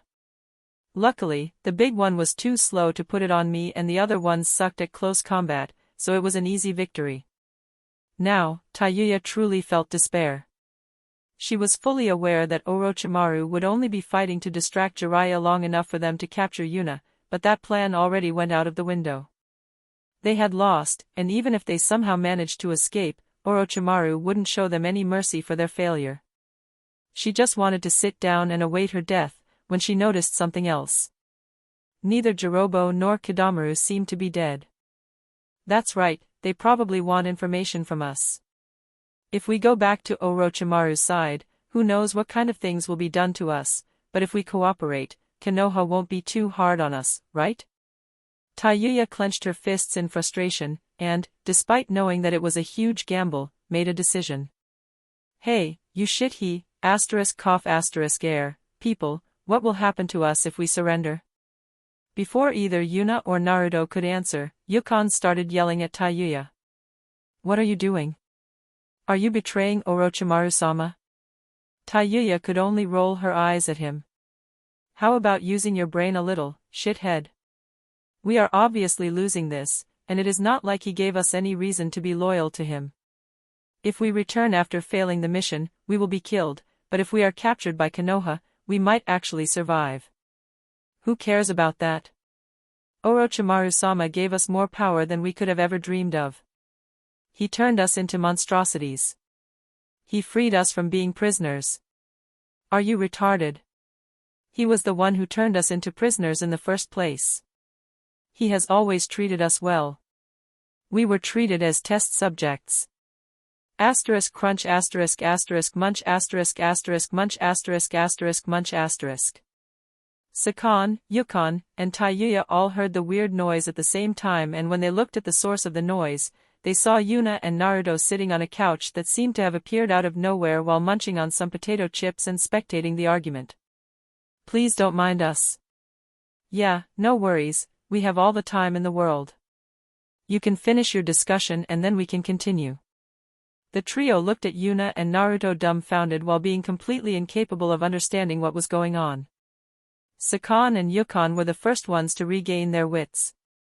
They glanced at each other for a moment and nodded their heads. If they couldn't win and would die anyway, they decided to at least achieve a small victory before their deaths. Sakan charged at Tayuya with a kunai in his hand, while Yukon did the same for the unconscious Kidomaru and Jirobo. Tayuya's eyes widened in surprise when she realized what Sakan and Yukon wanted to do, but it was already too late to dodge the strike. Just when her throat was about to be cut, a red and blue blur appeared next to her, and before she could understand the situation, Sakan's head was smashed into the ground by a foot, which caused him to lose consciousness. I have to admit that the Flying Thunder God technique is pretty good stuff for situations like this. Tayuya could hear Yuna speaking right next to her, and couldn't help but shiver by the implication of what Yuna just said. She could have taken us out whenever she wanted to. She could have just appeared next to me whenever she wanted to and cut off my head. What kind of shithead procured the information that she has to rely on the Kyuubi's chakra? That is obviously bullshit. So, I heard you want to surrender. Tayuya couldn't do anything but obediently nod her head. Before she could fully grasp the situation, a palm lightly hit her in her stomach, and moments later, she could no longer feel her chakra moving around. That will seal away your chakra for now. Stay here and don't try to escape, and I will guarantee your safety. Receiving another nod from Tayuya, Yuna stopped bothering her and looked towards Naruto, who had just finished putting a chakra seal on Yukon, Kidomaru, and Jirobo. She gave Sakan another kick, applying the same seal to him as well, before walking towards Naruto. Well, guess we are done here, let's see how the other. Before Yuna could finish speaking, a grief-filled scream echoed over the battlefield. Shizun. Yuna clicked her tongue in annoyance and quickly made her way towards where Shizun was supposed to be fighting Kabuto. How the hell did Shizun manage to get herself in danger? She should be much stronger than Kabuto from what I could see. Did Orochimaru ambush her or something? Sigh, so troublesome. This will mess up Tsunade's mental health even further. Or maybe, it could actually improve it. If Shizun is actually heavily wounded, and Tsunade manages to heal her, she might actually be able to push her demons back a little. Oh well, let's see where this goes. Chapter 146, Getting a Little Angry. A few moments later, Yuna and Naruto appeared where Shizune has been fighting before.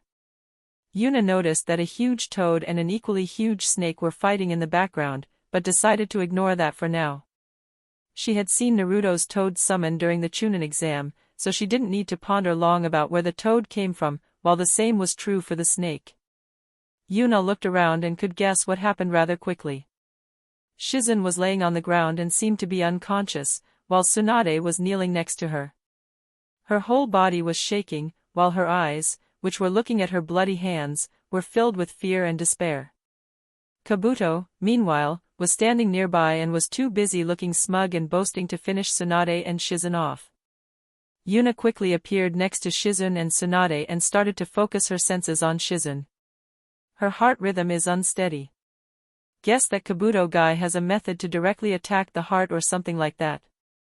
Unfortunately, I can't use medical jutsu due to my chakra being mixed with Kurama's, while Naruto has the same problem, so the only one who can heal her is Tsunade, who is still incapable of moving. Aren't you forgetting about something? Yuna noticed that Kabuto was trying to sneak attack her, but didn't bother about it. Just when Kabuto's palm that was glowing with chakra was about to land on her back, Naruto's foot kicked him in the face, sending him flying. Naruto, go play with him for a while, I will see what I can do here. Hehe, sure, Ne-san. Naruto was slightly surprised when he looked at Kabuto and noticed that he had barely taken any damage from his attack. Oh? Either your skin is much thicker than I thought it would be or you have some crazy regeneration power. Hehe, Naruto, huh? The inferior twin. Do you really think you have a chance against me? Naruto tilted his head in confusion at that nickname. Inferior twin? That's the first time I heard that nickname. I don't appreciate random people like you giving me a nickname, you know.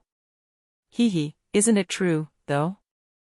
After all, so far you have always been standing in your sister's shadow. No matter what you do, you are inferior to her, isn't that right?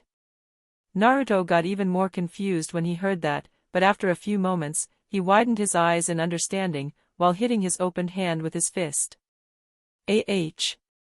Now I know why you suddenly decided to tell me a story. You think you could provoke me. Sorry, but you have to try better. Besides, I easily crushed Ne-san in a ramen eating competition, so there is that. Knowing you, you would have probably started training to eat a lot of ramen more seriously than anything else you have ever trained in if you lost that one. Damn straight. Maybe Yuna can swap me around with the other me, for some reason, I feel like this is a bad idea. Yuna, meanwhile, wasn't entirely sure what to do with the situation in front of her. Tsunade wouldn't react to being called at all, so Yuna decided to go for another approach. N-beta. Slap. A loud sound echoed over the clearing due to Yuna slapping Tsunade's face. This at least got her out of her thoughts.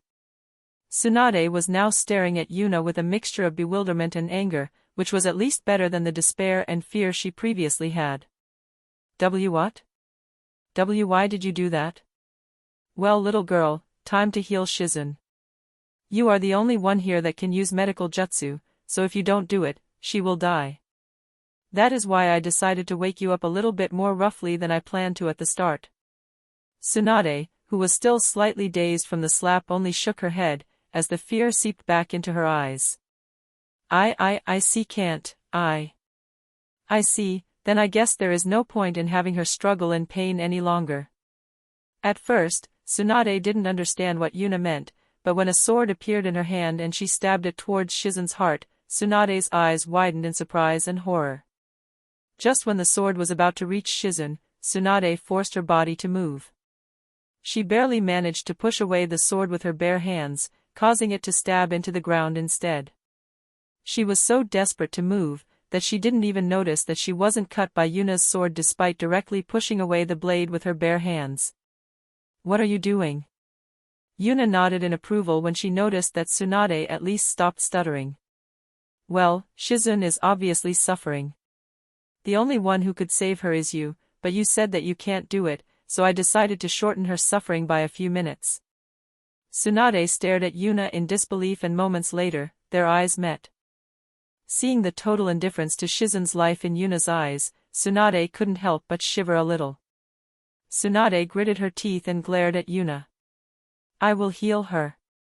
Yuna only shrugged like she couldn't care less and put her focus on the fight between Jiraiya and Orochimaru instead. She noticed that Tsunade's hand was still shaking from seeing blood, which certainly wouldn't make the treatment process easier, but it seems that Tsunade decided to push through it with her willpower alone. Yuna being nearby certainly wouldn't help with that. Unfortunately, just when Yuna was about to leave, she saw Orochimaru approaching, closely followed by Jiraiya, who was trying to stop him. While in midair, Orochimaru's tongue shot out, snaked itself around Jiraiya's leg, and sent him flying, opening quite a bit of distance between the two. Damn, is there a jutsu to make someone's tongue longer? That could be useful, hee. Is that really the right time for that? That degenerate is coming closer. Yeah, I will focus on the fight, stop fussing. Kukuku, time to collect you, my test subject. Orochimaru shot at Yuna with a sword in his hand, while seals slowly started to appear on the fingers of his other hand. Yuna, however, had a deep frown on her face. Did he just call me a test subject? Orochimaru's sword pierced forward, attempting to pierce through Yuna's shoulder to temporarily cripple her, but Yuna moved her hand towards the sword tip and let it pierce all the way through her hand until Yuna's hand could grab the guard of Orochimaru's sword, and as soon as it did, ice started to spread all over the sword's guard and towards Orochimaru's hand. Did he just call me ing test subject? Orochimaru, however, didn't notice that yet. He was elated that his sword managed to pierce and poison Yuna, and moments later his hand shot forward and slammed into Yuna's stomach, causing seals to spread all over her body. Cuckoo, you are me, *argh*. Yuna's free hand moved towards Orochimaru's hand that was currently putting the seal on her, and moments later, Yuna's eyes started to slowly creep up on Orochimaru's hand. Yuna analyzed the seal that was supposed to suppress her chakra and unraveled it the moment it started spreading on her body, and thus, she was able to activate Kurama's chakra and crushed Orochimaru's half-frozen wrist. Did you just call me ing test subject, insect? Orochimaru wanted to free himself from Yuna's grip, but the ice was already starting to creep up his arms, firmly connecting him to Yuna's hands. You did, didn't you? Orochimaru opened his mouth, and another sword shot out of it directly towards Yuna's face. Orochimaru had clearly abandoned the idea of capturing Yuna alive. Before the sword could reach Yuna, one of her chains burst out of her shoulder, punting away the sword towards Kabuto, who was trying to help Orochimaru. He barely dodged the strike, but the moment he lost his balance from the uncontrolled dodge, two more chains burst out of Yuna's back and pierced through Kabuto's shoulders, immobilizing him in the process. Yuna, meanwhile, calmed down quite a bit. She noticed that she had overreacted at being called a test subject, but she truly despised people who saw someone as a mere test subject, especially if that someone is herself. Although she never cared much about others paying respect to her in her previous life, that has a bottom line as well. Treating her like a test subject, a mere object to be experimented on, easily stepped over that bottom line. Yuna had promised Anko that she would be the one to kill Orochimaru, so she wouldn't kill him for now. Anko might have lost all her fear of Orochimaru, but being the one to actually kill him should be quite good for her cultivation progress, so Yuna decided to be satisfied with a little punishment for Orochimaru. This is your punishment for the disrespect you have shown me, insect. Yuna tugged on Orochimaru's arms, and moments later, both of the frozen arms shattered all the way up to Orochimaru's elbows. Orochimaru staggered backward and looked at Yuna in disbelief. He knew that she was very strong. Even an idiot could see that from the incredible power she had shown during the Chunin exam, but so far he had never seen Yuna fight in a calm and calculated manner. Every time he had seen her fight, either she was too strong to take the fight seriously, like her fights against Sasuke and Gaara, or she went into a battle frenzy and fought seemingly on her instincts alone, as she did against Hashirama, Lee, and the Naruto, Hinata combo. Now, however, every move was calculated and seemed to aim for the fastest possible way to finish the fight, overwhelming the unprepared Orochimaru, who even felt some pressure for an instant. If Yuna and Orochimaru had a proper one-on-one fight, things wouldn't have been this one-sided, but unfortunately for Orochimaru, he vastly underestimated his opponent, something powerful individuals seem to do rather frequently. Orochimaru gritted his teeth in anger as he glared at Yuna like she was his greatest enemy. "I will make you pay for this." Yuna, however, only shrugged her shoulders and waved him away. "Get lost, little snake. I promised Anko that she will be allowed to take your life in combat, so quickly scurry away." Moments later, Jiraiya and Naruto appeared next to Yuna, and although Jiraiya was slightly dumbfounded at how easily Yuna repelled Orochimaru, he would ask about that after they defeated Orochimaru. Yuna could only shake her head after seeing Jiraiya's so-called resolve. It was obvious that he didn't want to kill Orochimaru at all, and as she expected, Jiraiya didn't move at all despite Orochimaru slowly sinking into the ground to escape the battlefield. Yuna glanced at Tsunade and Shizune and noticed that Shizune's breathing seemed to have stabilized, which was a good sign. Tsunade was still shaking from having blood on her, but Yuna noticed that it wasn't as extreme as it was previously. Tsunade was currently in the progress of slowly wiping away the blood from her body with shaking hands, which was already good progress. Mission success, I guess. I really hope nothing else happens on our way back. Did you just purposely raise a flag? Hee, I have no idea what you are talking about.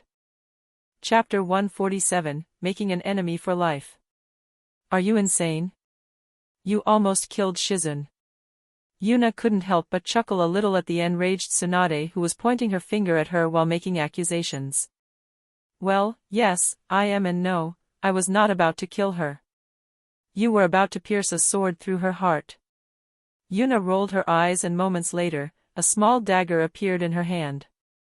Without a moment of hesitation, she stabbed in straight towards her heart, causing Tsunade and Jiraiya to exclaim in surprise.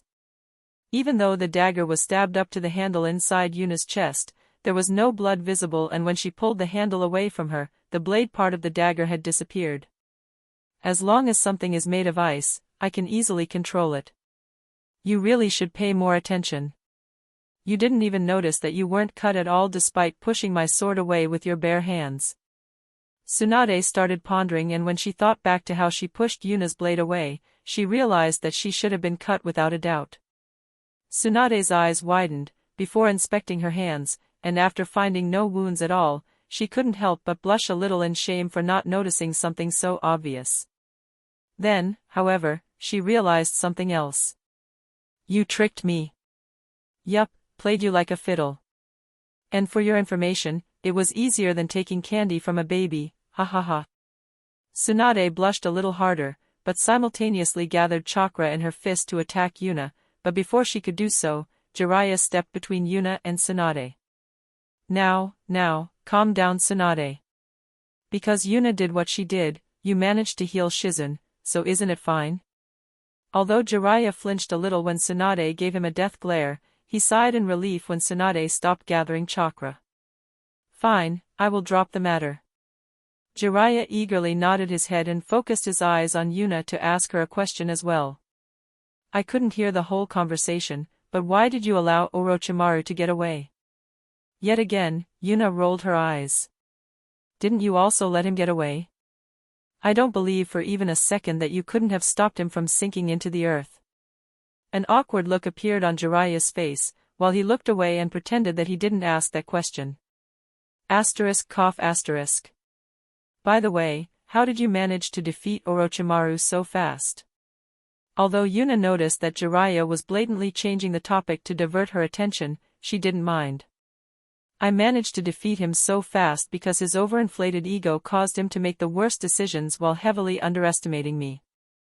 He thought the poison on his sword would affect me, which it didn't, because I simply froze at the moment it tried to enter my body, rendering it useless.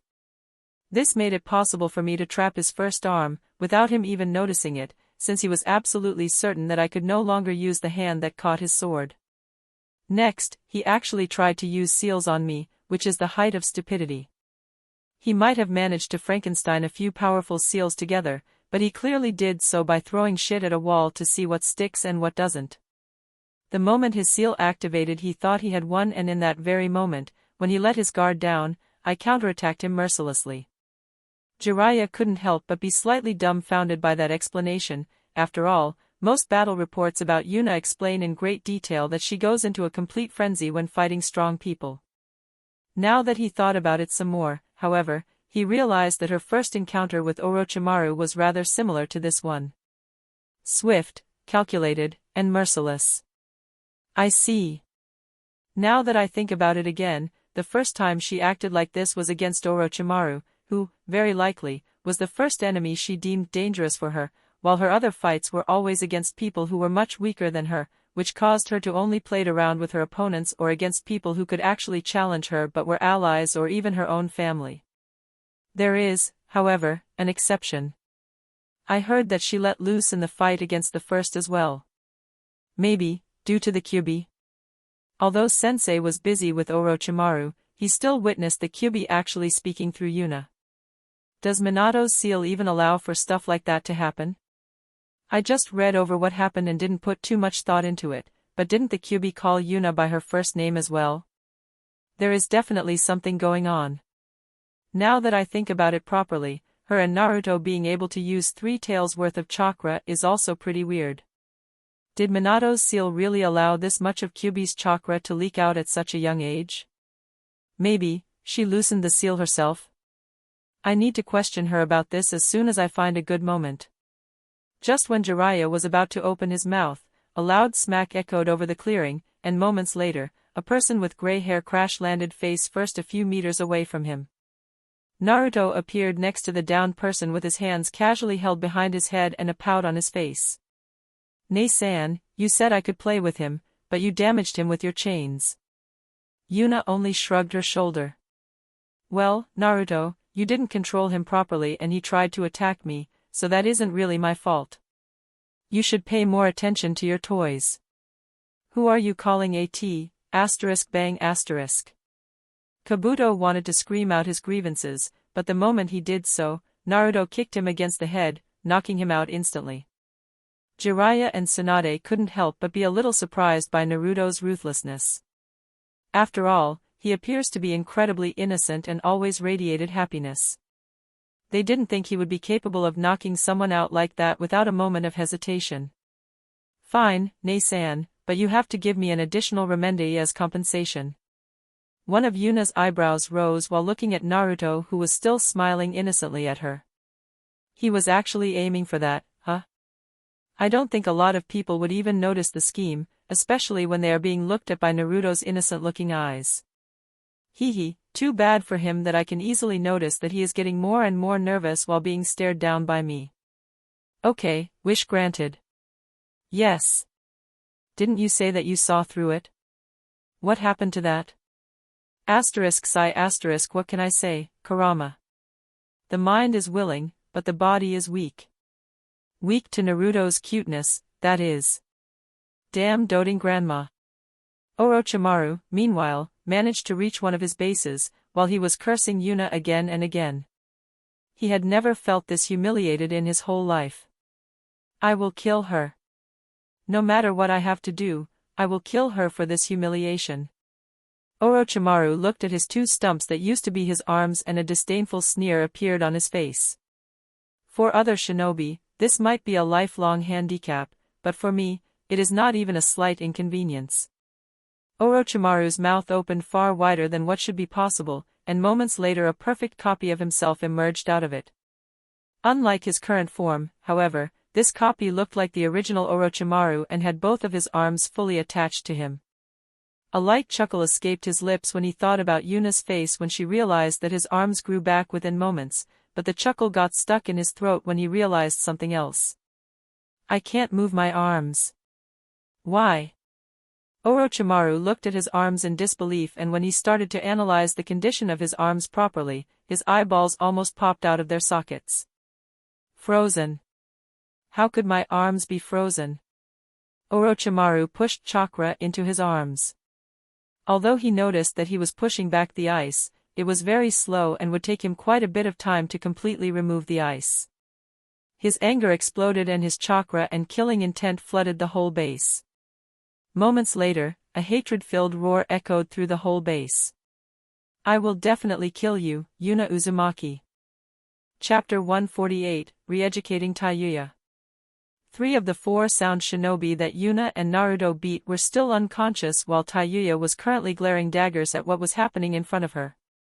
What kind of bullshit is this? Despite her chakra being sealed, she managed to gather some materials to start a small campfire and was currently trying to thaw her frozen flute, but even after putting it directly into the fire, the ice was only melting very slowly. What is with this shitty ice? Why isn't it melting? Oh? You dare to call my ice shitty? Hyaga. A weird sound escaped Taiyuya when someone started talking directly behind her. She turned around and was just about to start cursing at whoever sneaked up on her when she saw Yuna standing behind her with a kind smile on her face. Although Taiyuya wasn't sure why, she felt quite a bit of pressure from Yuna's smile. You better stop cursing my ice or I might have to give you a spanking. In fact, you shouldn't be cursing so much in general. Taiyuya scoffed at that. As if. However, she realized that the moment she started talking, the pressure on her increased, while Yuna's smile grew even kinder. She could feel cold sweat flow down her back, and noticed that Naruto was discreetly stepping away from Yuna. As if I would dare to do that. At first, Taiyuya wanted to be headstrong, but when she remembered Yuna's rather rampant personality, she quickly decided to backpedal. As soon as she did so, the pressure on her was lifted and she heaved a sigh of relief. It's good that you understand. Gather your people and let's go back to Konoha.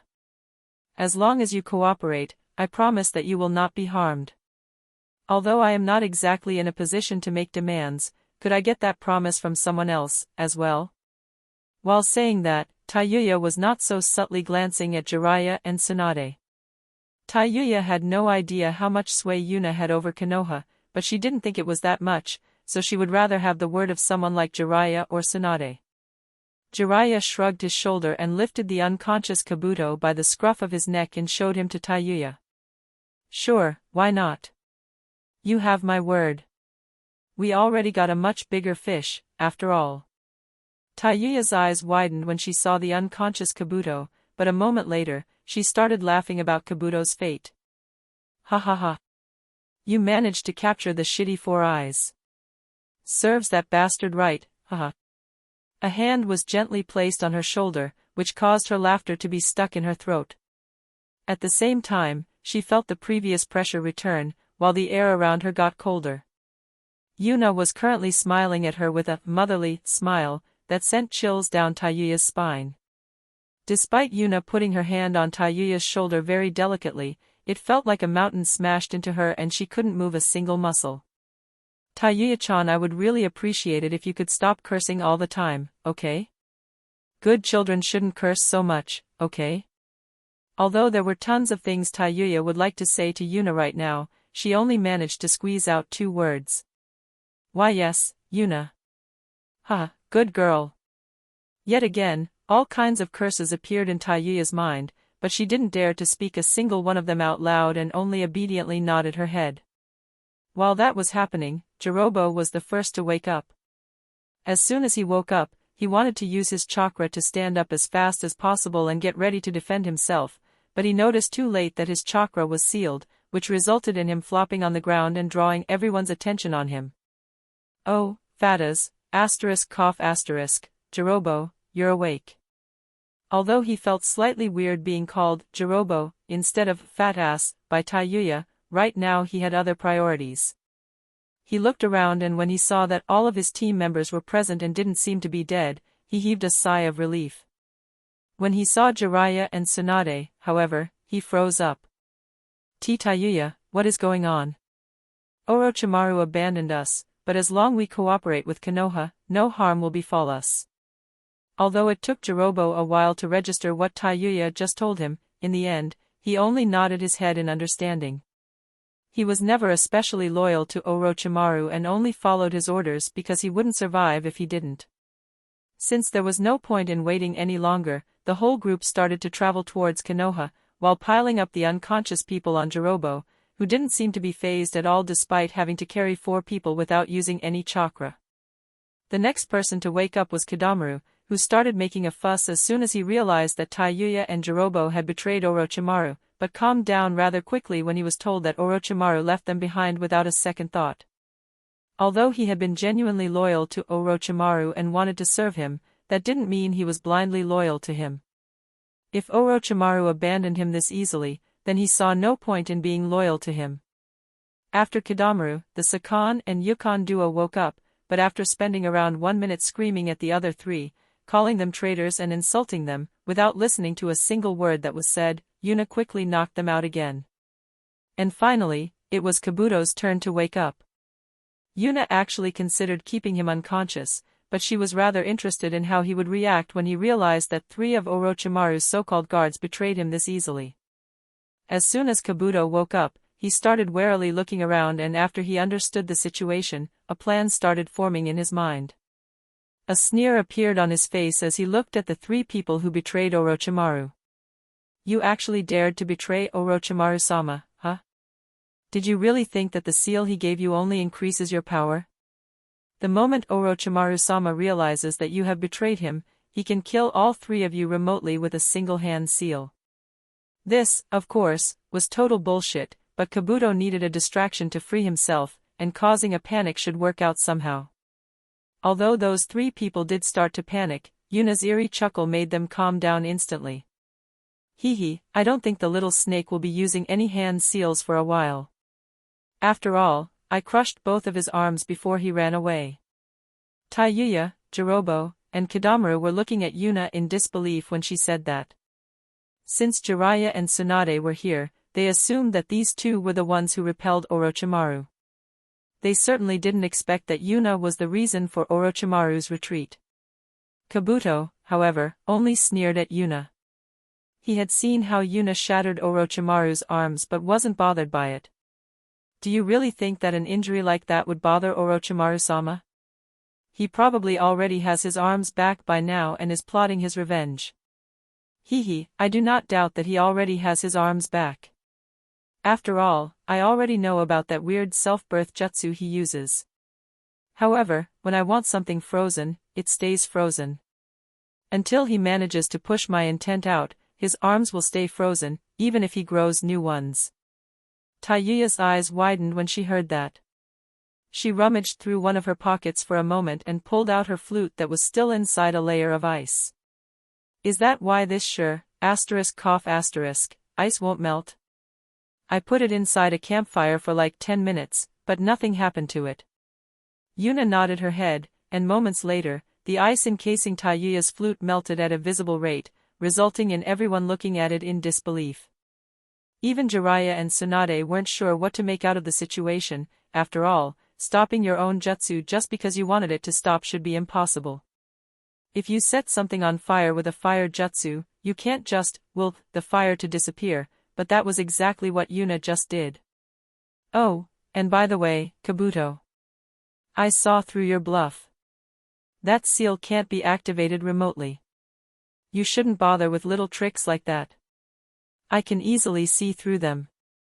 Especially if it involves seals. Instead of answering, Kabuto only gritted his teeth and glared at Yuna, which she completely ignored. Taiyuya, however, started laughing out loud when she saw Kabuto being suppressed by Yuna this easily. Ha ha ha, serves you right, shitty 4 eyes.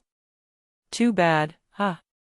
Seems like that piece of shit snake bastard won't be coming after us anytime soon, hahahagia. Ow wow. The atmosphere turned cold, as Yuna grabbed Taiyuya's shoulder with her hand, causing Taiyuya to panic. She wanted to free herself, but Yuna's hand didn't budge at all. Well, Taiyuya-chan, did you remember what I asked of you? Taiyuya's whole body shuddered in fear when she saw Yuna's motherly and kind smile. Why, you told me not to swear so much. Correct, and what did you just do? I swore a lot. Correct, again, please come with me, there is something I would like to discuss in private. Although Taiyuya wanted to run away, she couldn't resist Yuna's grip at all and was unceremoniously dragged into the nearby forest. While everyone was looking at the scene completely dumbfounded, Naruto clapped his hands together and lowered his head for a silent prayer. Rest in peace, Tayuya. Chapter 149, Hiruzen prepares his scheme. A few minutes later, Yuna came out of the forest with a satisfied smile on her face, while Tayuya was meekly walking behind her. Although Naruto and Kidamaru wanted to tease her and ask what had happened, both of them felt some pressure oozing out of Yuna when they were about to say something, so they quickly shut their mouths. Considering Tayuya decided to spend their break standing instead of sitting down, there was no need for further questioning, anyway. Since the group had some prisoners with them that couldn't travel at a shinobi's pace, it took them about a week to return to Konoha. During their journey, nothing of interest happened, except for Yuna having another, private discussion, with Tayuya, and as soon as Konoha's gate became visible on the horizon, an annoyed pout appeared on Yuna's face. What the hell? I even went out of my way to raise some flags, but nothing happened. That's kinda lame. Isn't meeting and fighting a total of 4 S-class shinobi within 10 days enough? Now that you say it like that, I guess I can't really complain, can I? Oi, young pervert, how about we? Stop calling me young pervert already. No. And as I was about to say, let's split up here. Naruto and I are already high profile enough after what happened during the Chunin exam. If you and Tsunade are mixed in as well, it will become a huge tumult. Although Jiraiya was still glaring at Yuna, he deflated moments later and nodded his head in agreement. I agree. Tsunade and I will go directly to Sensei, while you, Naruto, and Shizen can escort the prisoners. Sure, let's go. While Tayuya, Kidamaru, and Jirobo were obediently following Yuna, Kabuto, Sakan, and Yukon were unwilling to do so.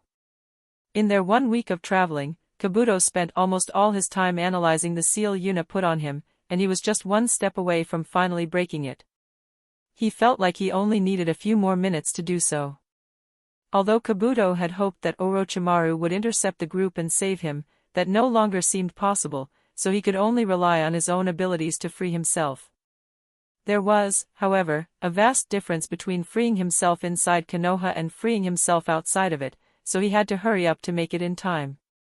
Sakan and Yukon, on the other hand, had no idea what they were supposed to do. The only idea they had was to try using their fusion jutsu, but as soon as that failed, they were out of ideas. They could only accept their fates and see what will happen. Just when Kabuto was about to walk through Konoha's gate, a slight crack was heard, and moments later, a gleeful expression appeared on Kabuto's face. He managed to get rid of the seal before he was too deep inside Konoha, and Jiraiya and Tsunade had already left to meet their sensei. This was the perfect chance for him to run away. He turned around and started to circulate his chakra, but as soon as he did so, the supposed destroyed seal on his stomach started glowing, while massive amounts of seal started spreading all over Kabuto's body, and not even 1 second later, he fell on the ground, while no longer being able to move a single finger. Oh. Good job, Kabuto. You actually managed to unravel the first layer of my seal. Not bad at all. 2 more to go and you are free. Time is a little tight considering we are almost at our destination, but good luck, anyway. If Kabuto's glare could kill, Yuna would have probably died a few hundred times during their journey back to Konoha, but now the intensity of the glare was even higher than it usually was. Yuna, of course, didn't care at all. Huh, what are you trying to do by glaring at me like that? No matter how much you glare at me and hate me, the Sharingan won't come out. Several people around me have already tried that, but so far, it never worked. Pretty sure Ino's father was rather close, though. Huh, indeed. While Yuna was provoking Kabuto, Tayuya couldn't help but laugh out loud at Kabuto's misfortune. Ha ha ha, serves you right. Now you are not so smug anymore, are you, Waf? While Yuna chuckled lightly and Jirobo, who always reprimanded Tayuya for cursing too much, gave an approving nod, the group started walking towards their destination. Although Yuna wasn't sure what would happen to Kabuto, Sakan, and Yukon, she didn't think there would be any problems with the other 3. Yuna guessed that they would be handed over to the Uzumaki clan, to research the seals they used to transform, but she couldn't be sure about that. Guess I should talk with Anko about this. she should have some sway over what will happen to them. Meanwhile, inside the Hokage office, Hiruzen was cursing again and again at his fate. He had messed up, and the members of the council noticed that he wasn't as weak as he pretended to be, so now it was back to paperwork again. The worst part was that he could no longer perform hand seals, so he could no longer use Yuna's method to solve his problem. Moments later, there was a knock on the door, and after getting Hiruzen's permission, the door opened and one of his ANBU walked in. He walked towards the middle of the room, and when he reached it, he immediately kneeled down. "Hokage-sama, I have something to report. Jiraiya-sama and Tsunade-sama have arrived in Konoha and should be here any minute now." When Hiruzen heard that, he abruptly stood up with panic clearly visible on his face. "Then what are you still doing here? Quick, quick, get a sick bed in here while I take care of my desk and the other stuff. Nobody is allowed to see you. That's an order, get going, now." Although the poor ANBU had no idea what was going on, he still did what he was ordered to do and quickly scrambled out of the room to get a sick bed from the hospital. Considering he was under the Hokage's direct order, there were quite a few things he didn't have to bother with, so he directly sneaked into the hospital, grabbed one of the free beds, and made his way back to the Hokage office. Hiruzen, meanwhile, quickly activated the seals he had stealthily carved into his desk, and moments later the desk disappeared inside a smoke cloud and turned into a miniature version of his desk, which he quickly hid inside his pocket. He would have liked to do the same with a sick bed, but he had neither the skill nor the time to carve such a complex ceiling arrangement into something that wasn't at least as solid as his desk. Next, he slipped out of his Hokage mantle and put on the patient's gown he had prepared for this moment. Although it wasn't easy to put on with only one arm, considering he was a skilled shinobi, that wasn't too much of a problem. After that, he quickly dimmed the windows, to make the room look gloomier, and as a final touch, he even took out a fake heart monitor that he had hidden away in one of the multiple secret compartments he had in his office. Moments later, the ANBU returned. When the door to the office opened, the ANBU couldn't help but be startled by how much the room had changed in such a short time. Nonetheless, he walked into the room, but after taking only a few steps, Hiruzen appeared behind him and covered his mouth, while whispering into his ear. "You haven't seen anything. You don't know anything. This room was like this the whole time. Put the bed on the ground. You are on paid leave until a new Hokage is selected. Understood?" "Why yes, Hokage-sama." "Good. Dismissed." The confused ANBU quickly made his way out of the room, while Hiruzen couldn't help but chuckle a little. He quickly put the bed next to the fake heart monitor he had already activated and then quickly laid down on the bed while trying to look as sick as possible. "Hehe, I failed to force, bribe, convince.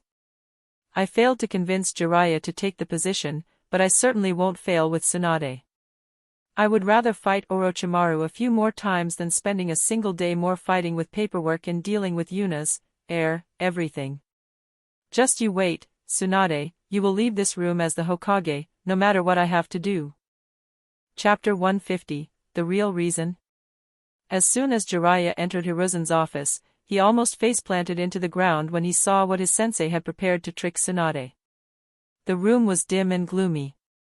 The only sound that could be heard was the bleeping of a heart monitor and Hiruzen's shallow breathing.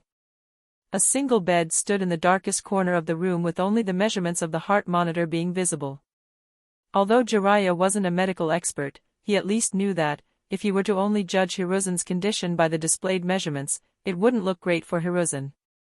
Jiraiya didn't believe what he saw for even a second but wasn't stupid enough to say anything to disturb Hiruzen's plan. He did, however, use his signature jutsu that he usually uses for peep, *cough*, researching to blend into the background to escape Tsunade's inevitable wrath that will descend on Hiruzen after his scheme is seen through. Hiruzen, meanwhile, sharpened his sense to the max to successfully get through the situation with the desired outcome. Time to get serious. This won't be easy at all. The moment Tsunade checks my condition, it's game over, so I have to force the title of Hokage on her before she can do so. It seems that Yuna isn't with them, which is a good thing. I have no idea how she would react in this kind of situation, but I am pretty sure that she would try to screw as many people over as possible, which would include me as well. The moment Tsunade entered the room, her eyes widened in surprise when she saw Hiruzen's condition. Although she heard that he got wounded while fighting Orochimaru, she didn't expect things to be this bad. Tsunade's senses have dulled quite a bit over the long years when she wasn't participating in any shinobi duties and was instead getting drunk every day. Otherwise, she would have immediately noticed that things were a little suspicious. The fact that the whole room was gloomy and that Hiruzen's bed was placed in the darkest corner of the room should have been a rather obvious sign for that. Additionally, no one seemed to be in any kind of hurry during their journey back, which would have been weird if Hiruzen was actually about to die. For now, however, Tsunade was too worried about Hiruzen to notice those things. A weak smile appeared on Hiruzen's face when Tsunade entered the room. "Ah, Tsunade. It is good that you made it back in time. I was hoping to confirm that Konoha is in good hands before I have to go. You will take over as Hokage, won't you?" "Of course, Sensei. I have already decided that I am going to become the next Hokage."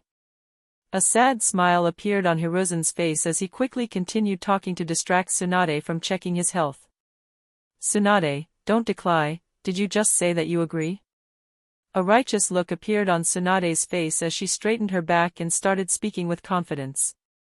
"Of course, Sensei. You don't have to worry about anything, I will take over the position of Konoha's next Hokage and will lead the village." Tsunade, however, was not Yuna, and Hiruzen could actually see that Tsunade's eyes revealed some hidden greed while Tsunade was saying these words, but right now, Hiruzen couldn't care less about that. She agreed? How did that happen? I was certain that she would decline with all her might. Wait. Why did I even bother playing sick? What am I supposed to do now? Well, I will get beaten up, but I was already prepared for that. Getting a beating in exchange for getting rid of the Hokage position is totally acceptable in my book, but what am I supposed to do now? Won't I get beaten without a reason? While Hiruzen's thoughts were drifting further and further away, Tsunade quickly approached him and grabbed his wrist, while chakra was coursing through her hand. The moment Hiruzen's wrist was grabbed, his face paled as cold sweat started flowing down his back like a river. "Don't worry, Sensei, I am not known as the world's best medic for nothing. I am sure I can heal you." The more Tsunade spoke, the more pressure she radiated and the more nervous Hiruzen became. It certainly didn't help that Tsunade was still holding his wrist and that her grip was getting stronger by the second. "TT Tsunade, see, calm down. I can expel." "Sensei?" "Why, yes? Your life isn't actually in danger, is it?" "And no, it isn't, but Tsunade I. So, you tried to trick me, right?" "And no." Yes, Tsunade list, ow ow ow, my wrist, you are breaking my wrist." "Calm down. I can explain." "Fine. Then start explaining, Sensei." Hiruzen heaved a sigh of relief when Tsunade actually stopped crushing his wrist, but considering she was still holding it rather tightly, he knew that he couldn't get out of this. Since she was holding his wrist, she could easily monitor his body's reaction while he was talking and could find out whether he was lying or not. Most people couldn't do that, but as the world's best medic and one of its strongest shinobi, Tsunade had no trouble doing so, even when her opponent was someone as experienced as Hiruzen. WL Tsunade, long story short, I wasn't expecting you to agree to become the next Hokage, so I decided to take more drastic measures. I might not be dying, but I'm certainly no longer in any condition to defend the village from its enemies. Oh, I see. That is a really good reason, isn't it? Although Tsunade was nodding her head in acknowledgement, Hiruzen wasn't naive enough to think that this was already over. "So, Sensei." Hiruzen couldn't help but shudder when he heard Tsunade's voice. It contained a weird combination of anger and friendliness that made him feel rather uncomfortable. What is the real reason? An oppressive silence reigned over the room, and the longer it lasted the more nervous Hiruzen became. He was constantly thinking about what to say but couldn't come up with anything good. He gritted his teeth and moments later, he finally snapped and yelled out the real reason. "It's because I can't stand doing all this F*ing paperwork anymore. If I have to sig, Boom puche asterisk. That's it. Tsunade mercilessly smashed her fist into Hiruzen's stomach, resulting in him expelling his remaining breath and stopping his outburst mid-sentence. Asterisk cough asterisk, please go easy on me Tsunade, I am not young anymore. Tsunade, however, ignored his pleas while a menacing look appeared on her face. Any last words, sensei? Jiraiya knew about my condition. I. Sensei. Jiraiya was so shocked by Hiruzen throwing him under the bus like this, that he actually raised his voice, which revealed where he was hiding. If I'm going to be beaten anyway, shouldn't you, as my student, share a bit of the pain? That is for not informing me that Tsunade has accepted the offer. Jiraiya, is that true? Jiraiya subconsciously took a step back when Tsunade's eyes landed on him, while his eyes quickly scanned the room to find a solution. Right now, he was the closest to the door, so there was actually a good chance that he could run away from Tsunade. But, would his dignity really allow him to do something so shameful? Now, Tsunade, no need to get angry. Although I knew about Sensei's condition, I didn't know he would try to trick you like this, and additionally, bye see you later. Of course, it would. He would easily do something this shameful. Before Tsunade could digest Jiraiya's first argument, he had already turned around and raced out of the door, leaving a dumbfounded Hiruzen and Tsunade behind. A while later, Tsunade left the room, to hunt down Jiraiya and, although Hiruzen's whole body hurt, it was not something that 1 or 2 days of rest couldn't heal. Just as planned. No matter how angry she gets, she wouldn't deal any heavy blows to her sensei. Especially not if she has Jiraiya as an additional target for her wrath. Sorry Jiraiya, I will come up with some way to compensate you for your sacrifice. Hiruzen leaned back on the sickbed that was still inside his office, and moments later a wide smile appeared on his face. Then he started to chuckle, and moments later, he was laughing loud enough for half the building to hear. Although it took him a while to calm down, he still couldn't erase the happy smile from his face. I can't stand the paperwork anymore.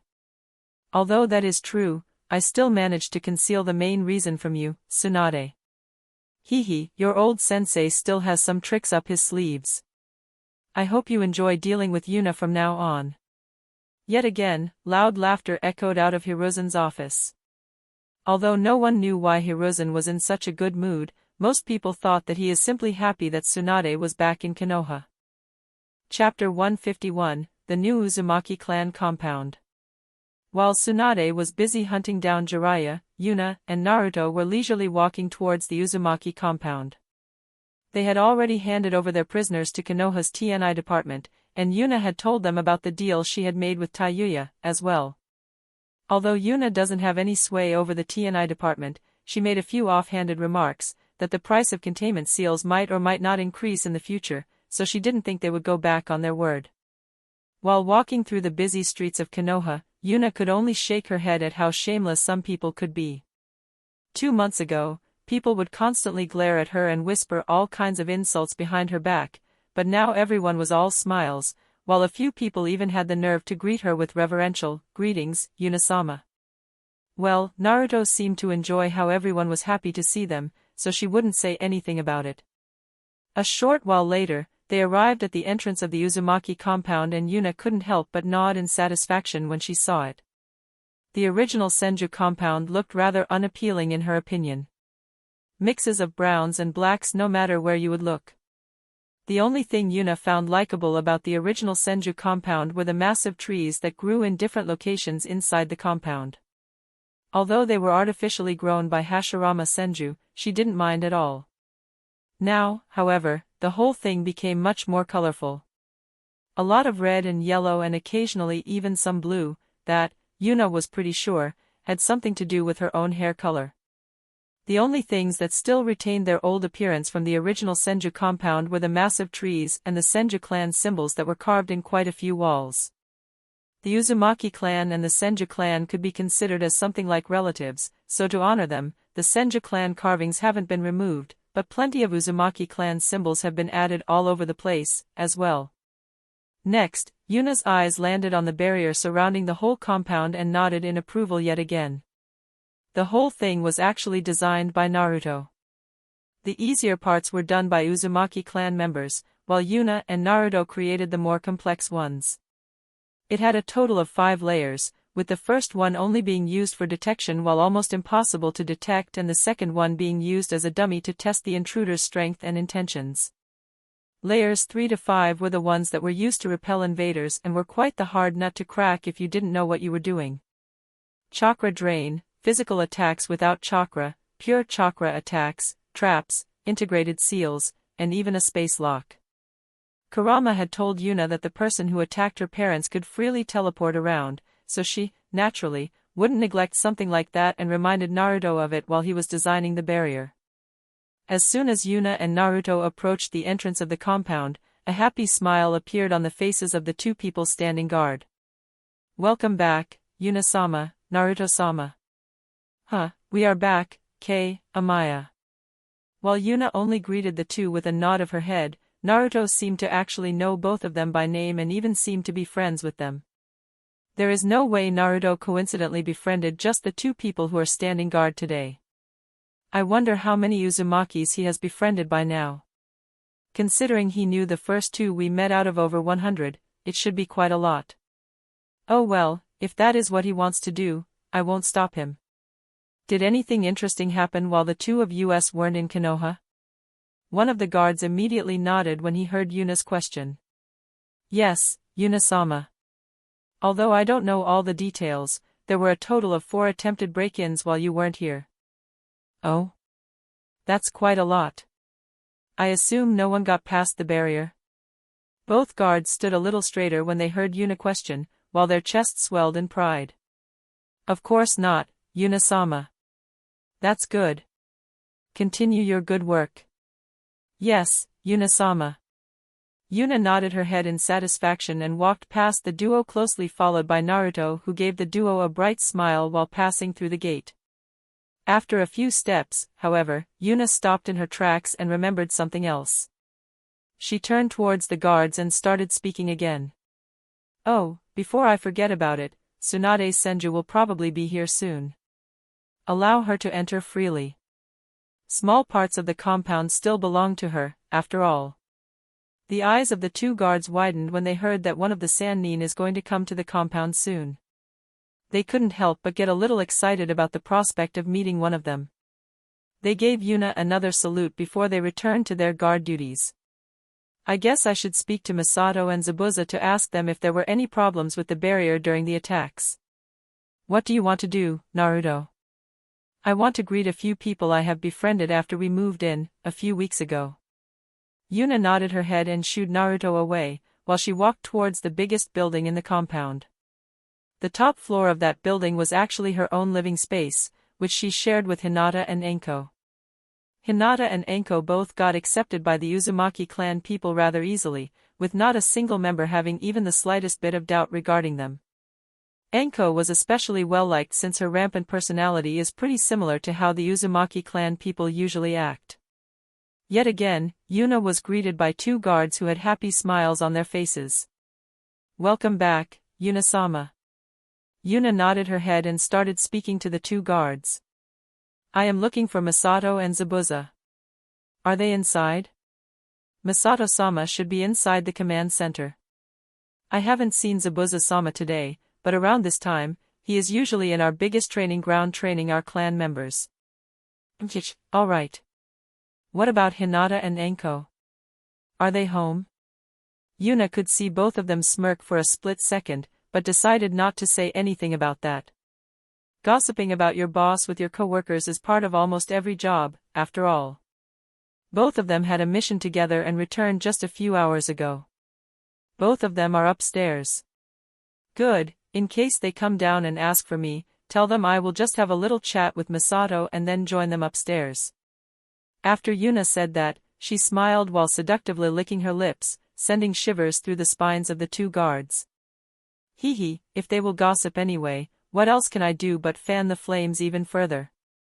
I don't know, maybe, not make it worse by fanning the flames.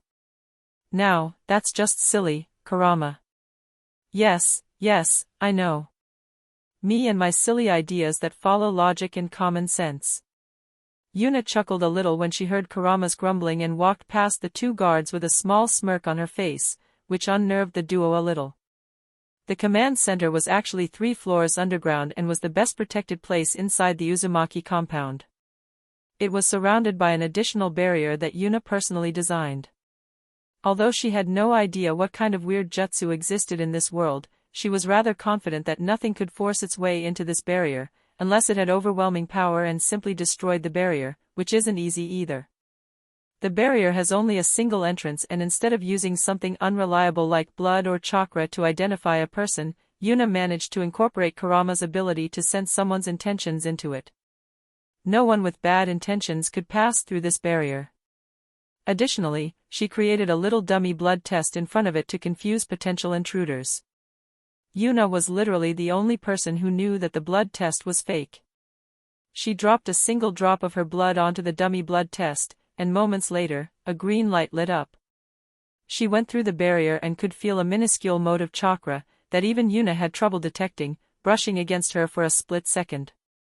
This was the real test to pass the barrier. That little mote of chakra was actually Kurama's chakra that was a little modified by Yuna's own chakra and intent. If someone didn't have bad intentions, then it would simply brush past a person and then return to the barrier, but if someone had bad intentions, well, things would get nasty. Yuna entered the command center at a leisurely pace and immediately spotted Masato Uzumaki looking as stern as ever. Well then, let's see who tried to break in here while I wasn't here.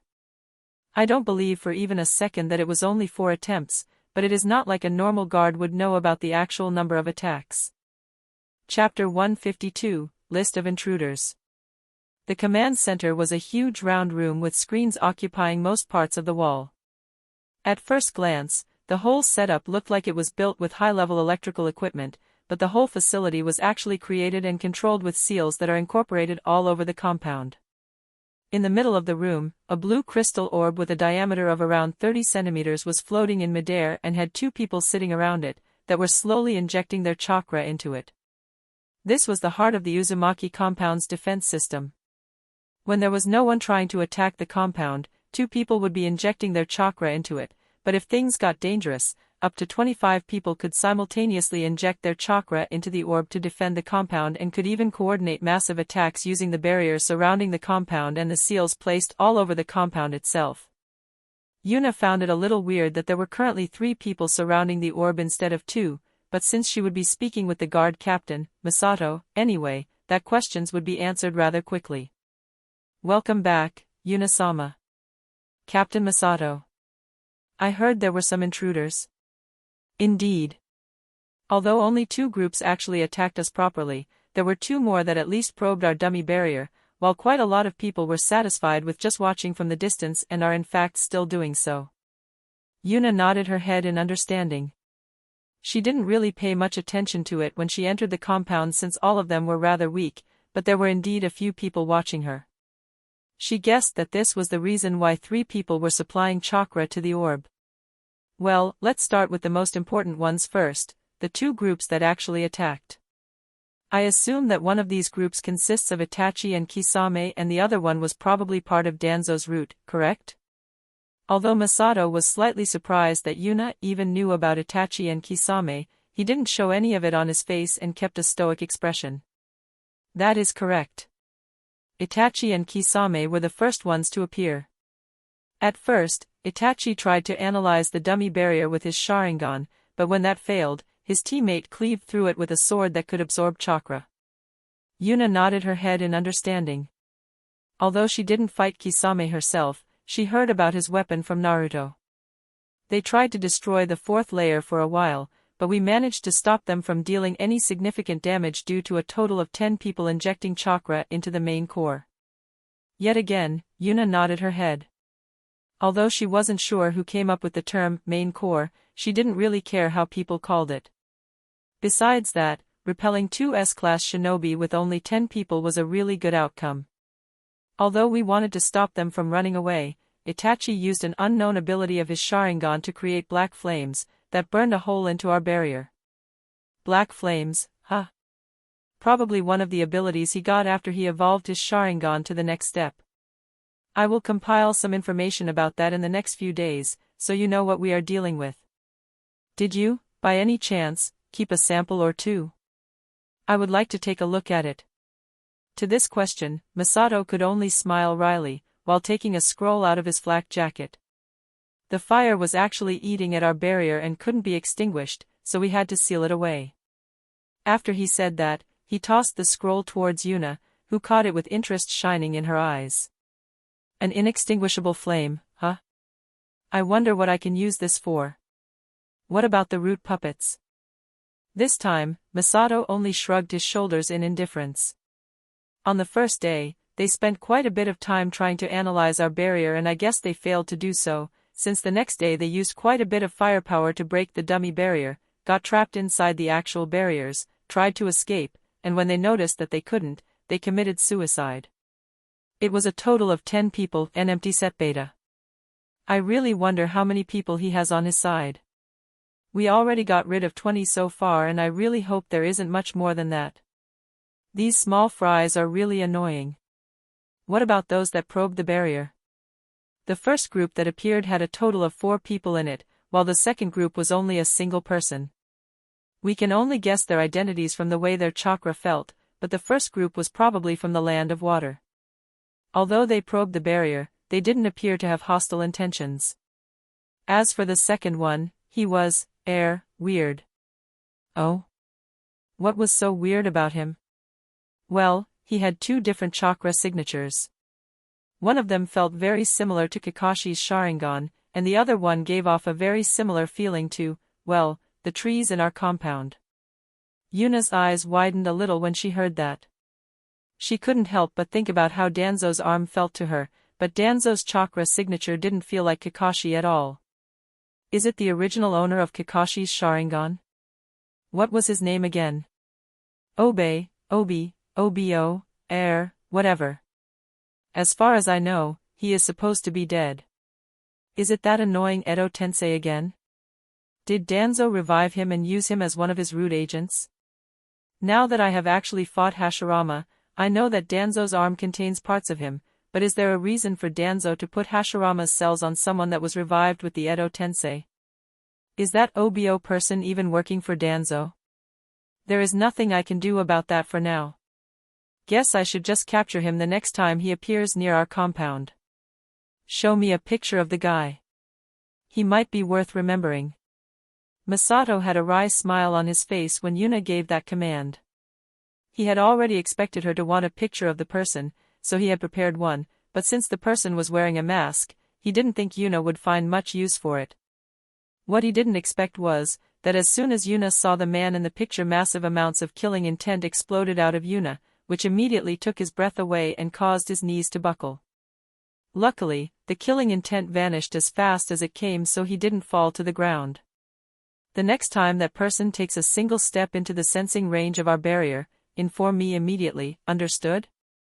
Masato shivered at the uncharacteristic coldness in Yuna's voice, but still managed to straighten his back and answer Yuna. Yes, Yuna-sama.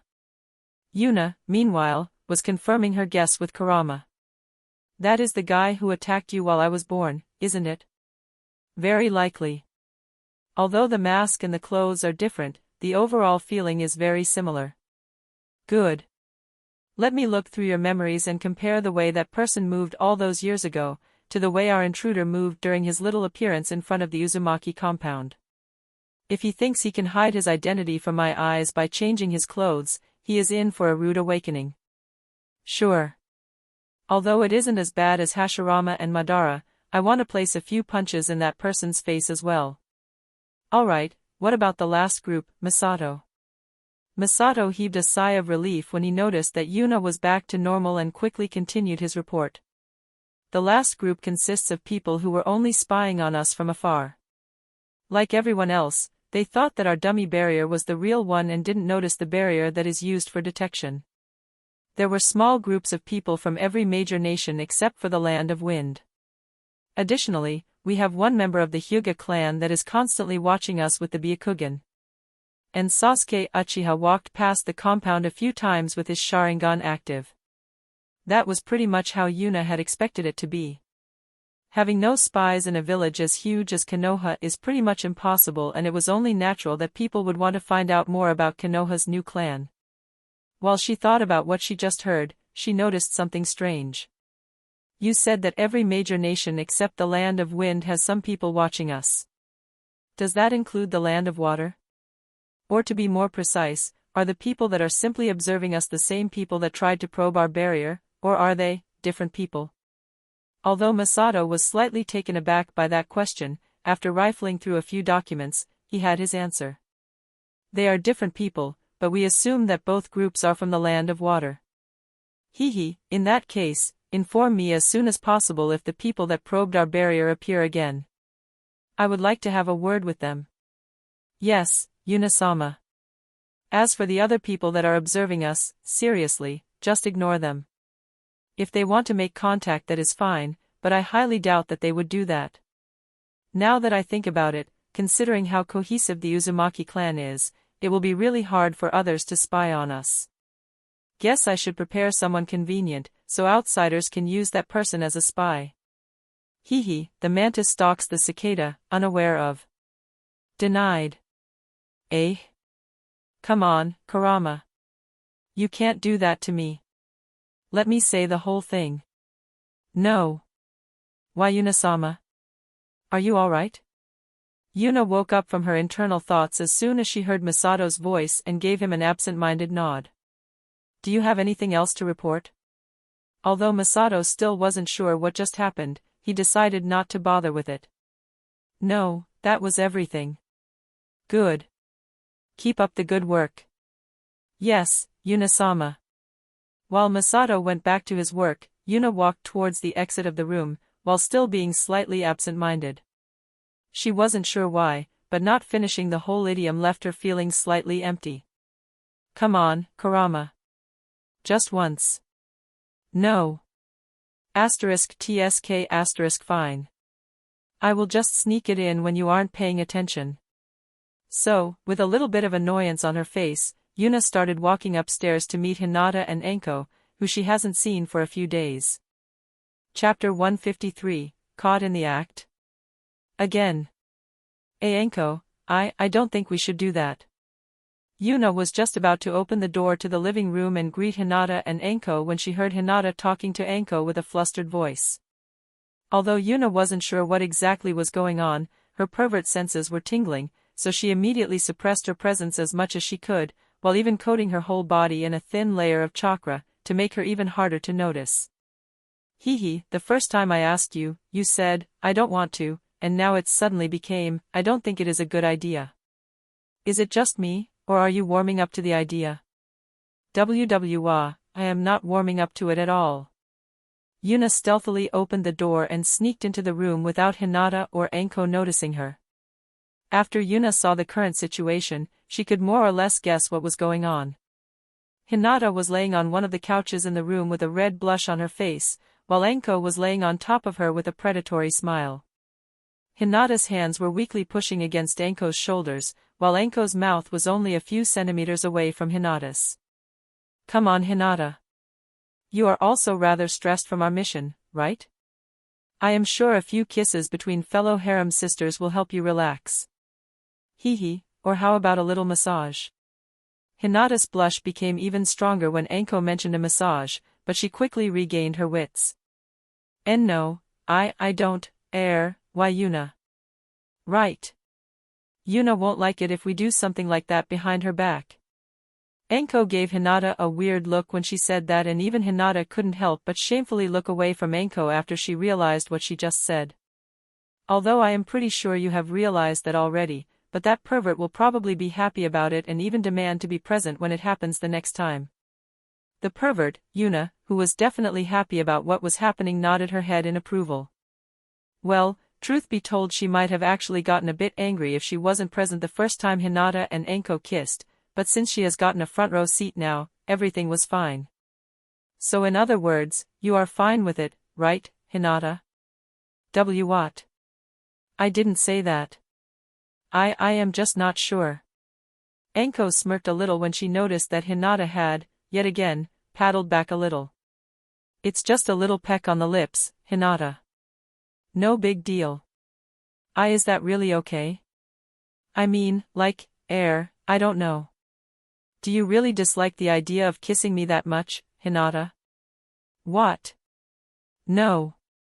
Hinata's face immediately became crimson red when she noticed how strongly she reacted to Anko's question, and even Anko was slightly surprised by Hinata's reaction. She expected Hinata to either get flustered and shyly deny it or act stubborn and agree to what Anko just said. She couldn't help but smile warmly at Hinata, who became even more flustered when she saw Anko's smile.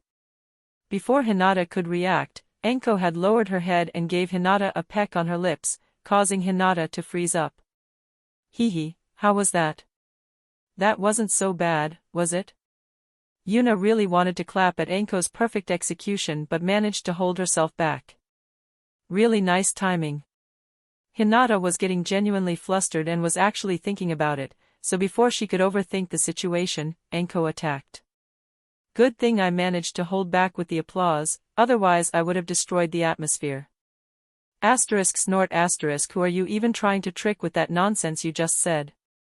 You are obviously waiting for an even better moment to butt in. You sure know me well, Kurama. Someone really doesn't need to be a psychologist to understand that you like messing with people. That's true, I guess. Hinata, however, couldn't help but pout a little. Although Anko said that it would be just a little peck, Hinata didn't believe that for even a second. Now, however, when it really was just that, she felt a little stupid for resisting so much. Although this was the first time Hinata and Anko kissed each other, they would rather frequently exchange kisses with Yuna one after the other, so a little peck on the lips really wasn't much. OBE. That really wasn't much. I wouldn't mind doing a bit more. No, what are you thinking about again, Hinata? Yuna is the one you love, however, I feel like, damn. I have come to like Anko quite a bit as well, Damn it. I don't know how she did it, but I blame Yuna for this. Seeing that Anko wasn't moving and was patiently waiting for Hinata to come out of her thoughts, Hinata could only heave a sigh that had annoyance and resignation mixed into it. Sigh seriously, what is even happening with me? Before Anko could answer that question, Hinata's hand snaked around Anko and pulled her down, resulting in Hinata giving her a deep kiss.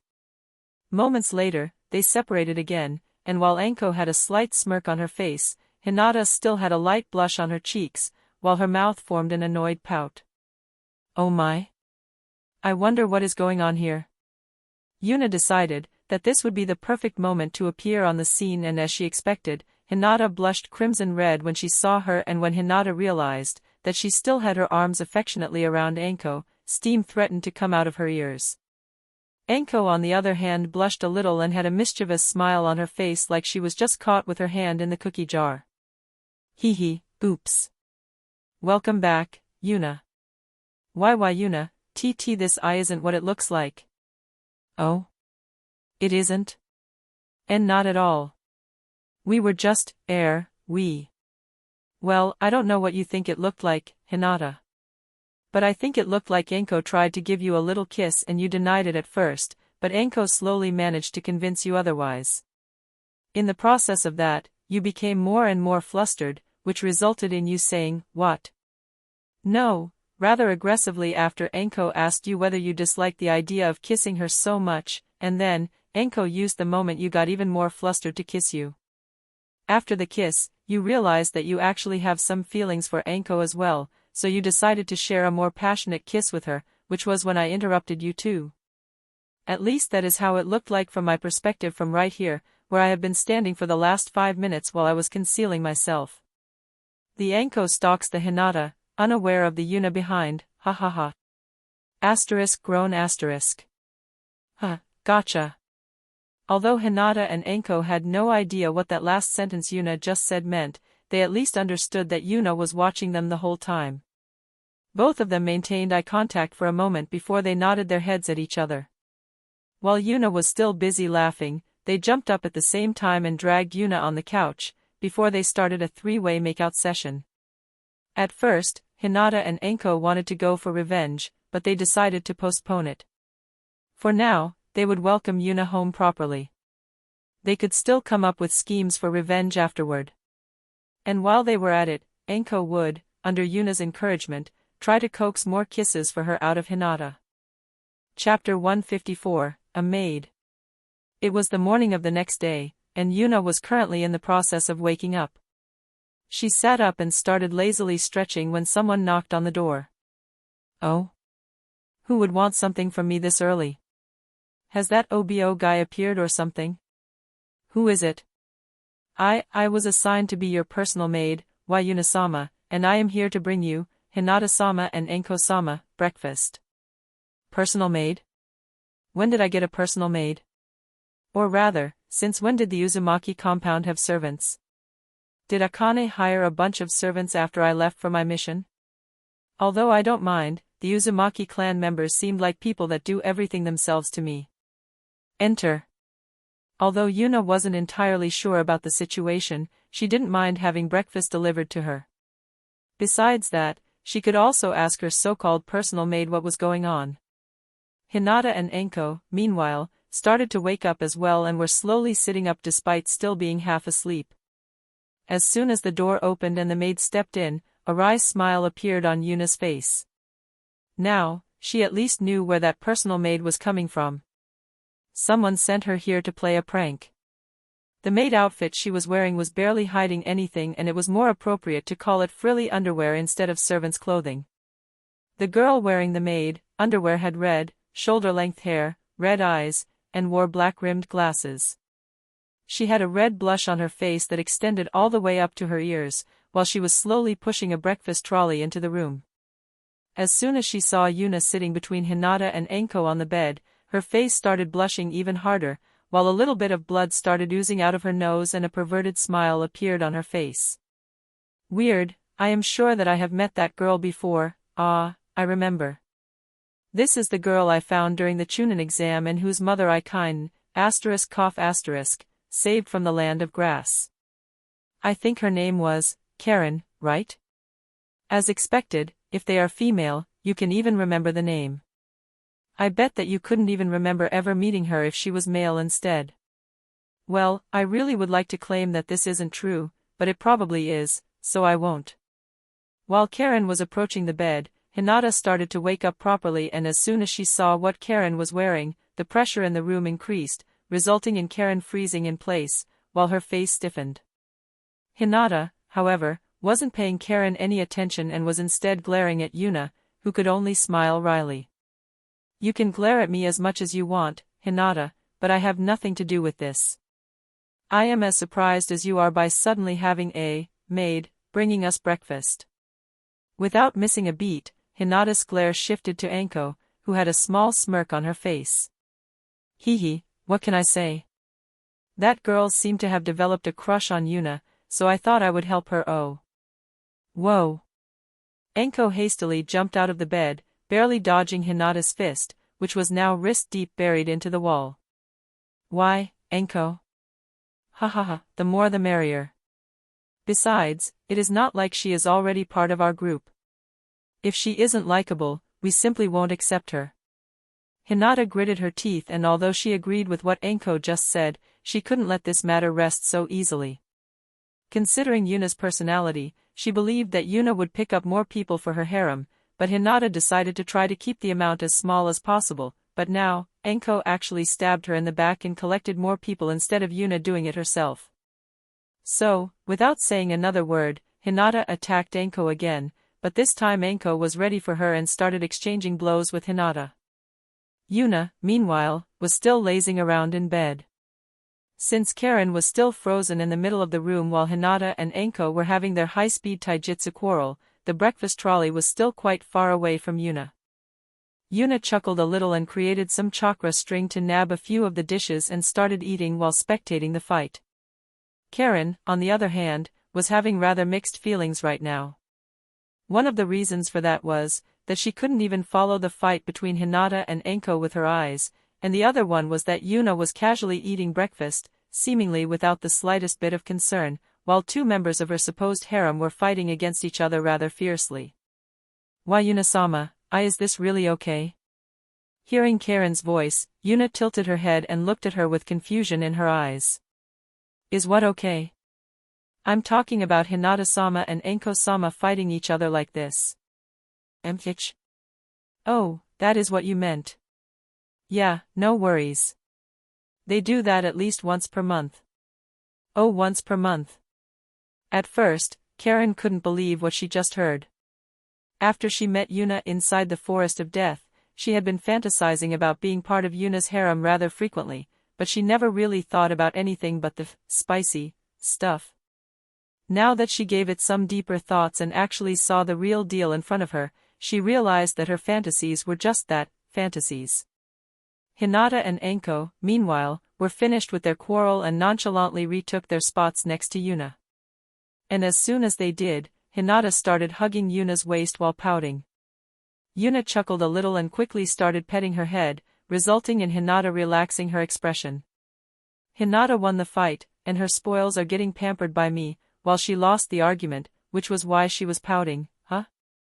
Considering I like spoiling her as well, guess this is my victory as well, ha ha ha.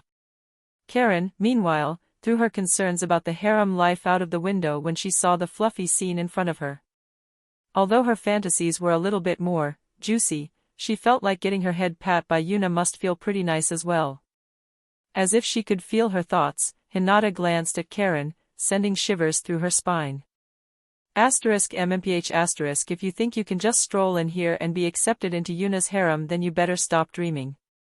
You better put a lot of effort into improving yourself, or you might as well get lost right away and save us some time.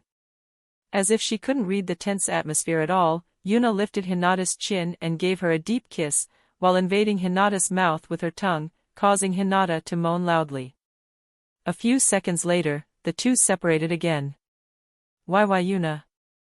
Why did you do that? This is important. Ha ha ha, sorry Hinata. You were quite domineering just now and I thought it was rather attractive. Domineering? That's right, whether it is with me or with Enko, you are more of the submissive type, but it seems like you are the dominant one in front of Karen. Yeah. Am me the dominant? Hinata met eyes with Karen for a moment and both of them blushed heavily and instantly averted their eyes. Yuna and Enko, meanwhile, exchanged knowing glances with each other. Anyway. How about you serve breakfast, Karen? Karen was awoken from her fantasy when she heard Yuna call her name, so she quickly swiped away the trickle of blood that was coming out of her nose and started serving breakfast. Yuna, meanwhile, continued speaking. Well, Karen, I will be blunt with you, I agree with what Hinata said. I suggest that you work as a maid for now and we will see where it goes from there. I allow only people who work hard to improve themselves to stand beside me and there is no rush to make a decision either. Karen thought about Yuna's words and then nodded her head. After what she saw today, there were still quite a lot of things she had to think about. Yes, Yuna-sama. Karen gave a slight bow towards Yuna and started walking towards the door. She was just about to exit the room when Yuna called her again. Oh, and Karen. Yes, Yuna-sama. You can wear normal clothes if you want. At first, Karen didn't understand what Yuna meant, but after looking down and seeing what she was currently wearing, the fierce blush she had when she entered the room returned and she quickly sprinted out of the room while a weird scream escaped her mouth. Yuna, Enko, and even Hinata couldn't help but chuckle a little at the departing Karen. Chapter 155, The First and Second Hokage. A cloud-free blue sky and a blazing sun. A calm ocean with crystal clear water and barely any waves. A sprawling beach on which two people could be seen. One of them was lazing around on a beach chair.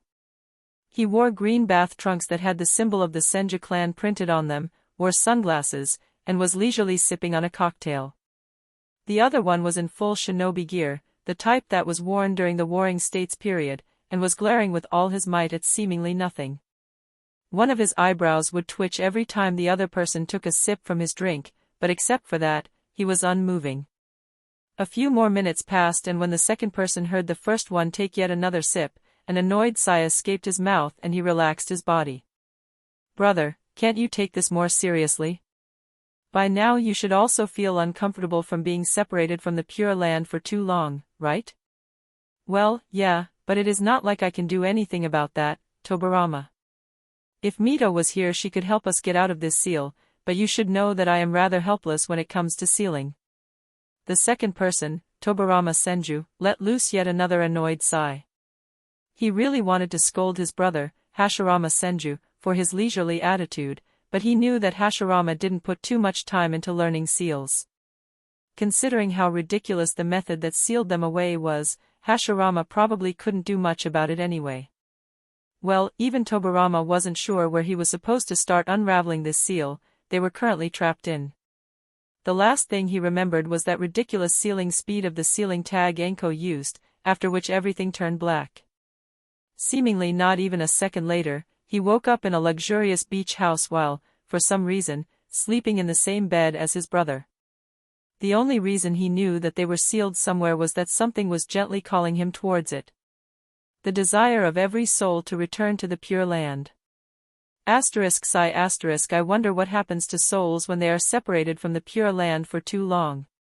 The pull is getting stronger every day and I can only hope that we will simply get pulled out of here if it gets too strong instead of anything bad happening.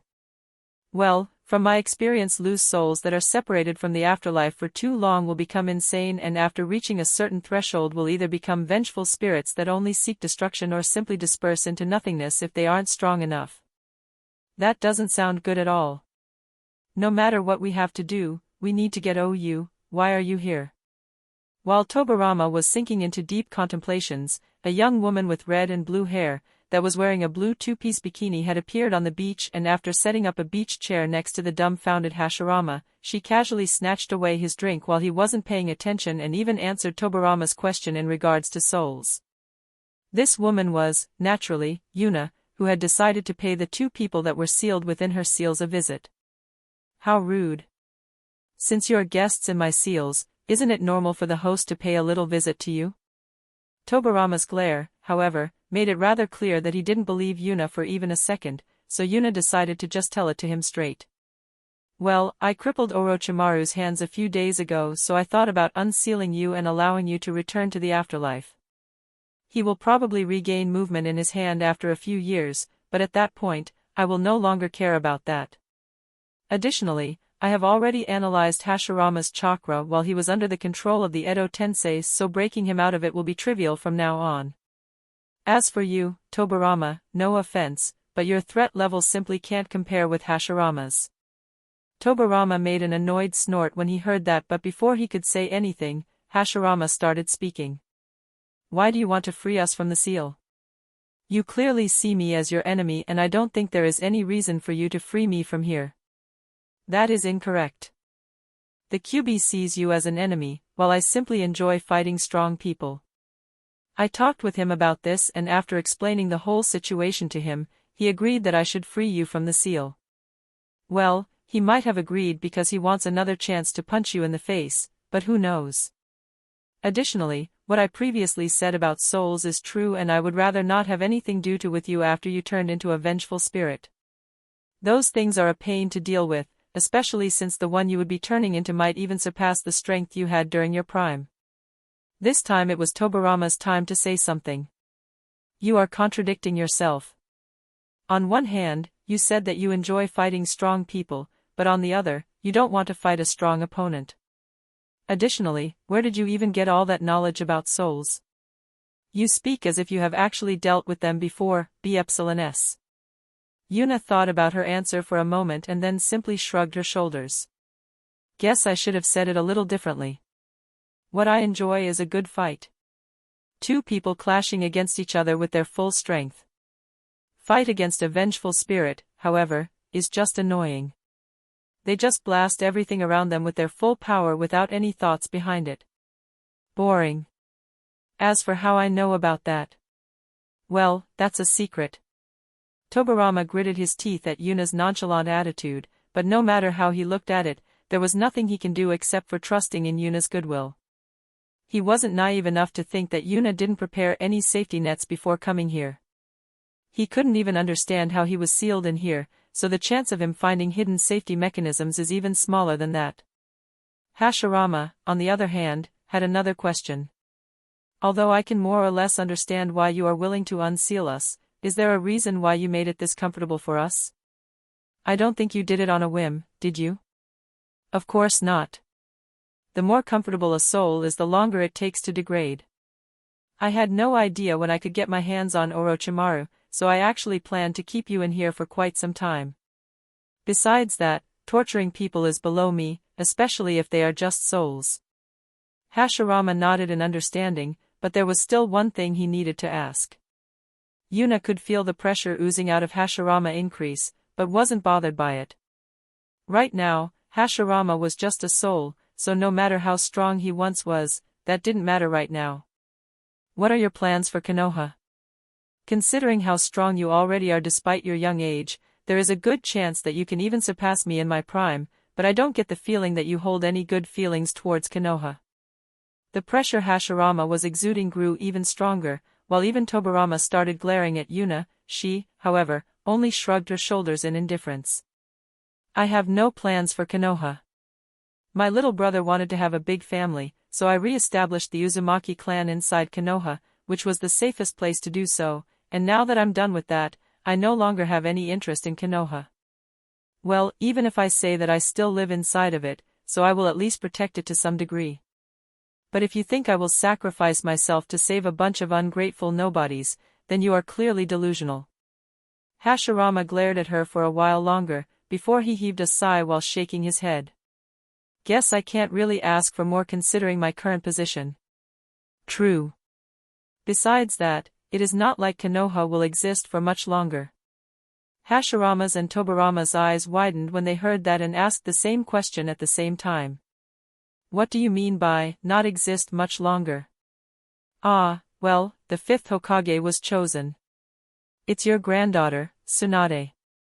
Hashirama visibly staggered backward when he heard that, and if he wasn't a soul right now, he might have even spat out some blood, while Tobirama wasn't looking too good either.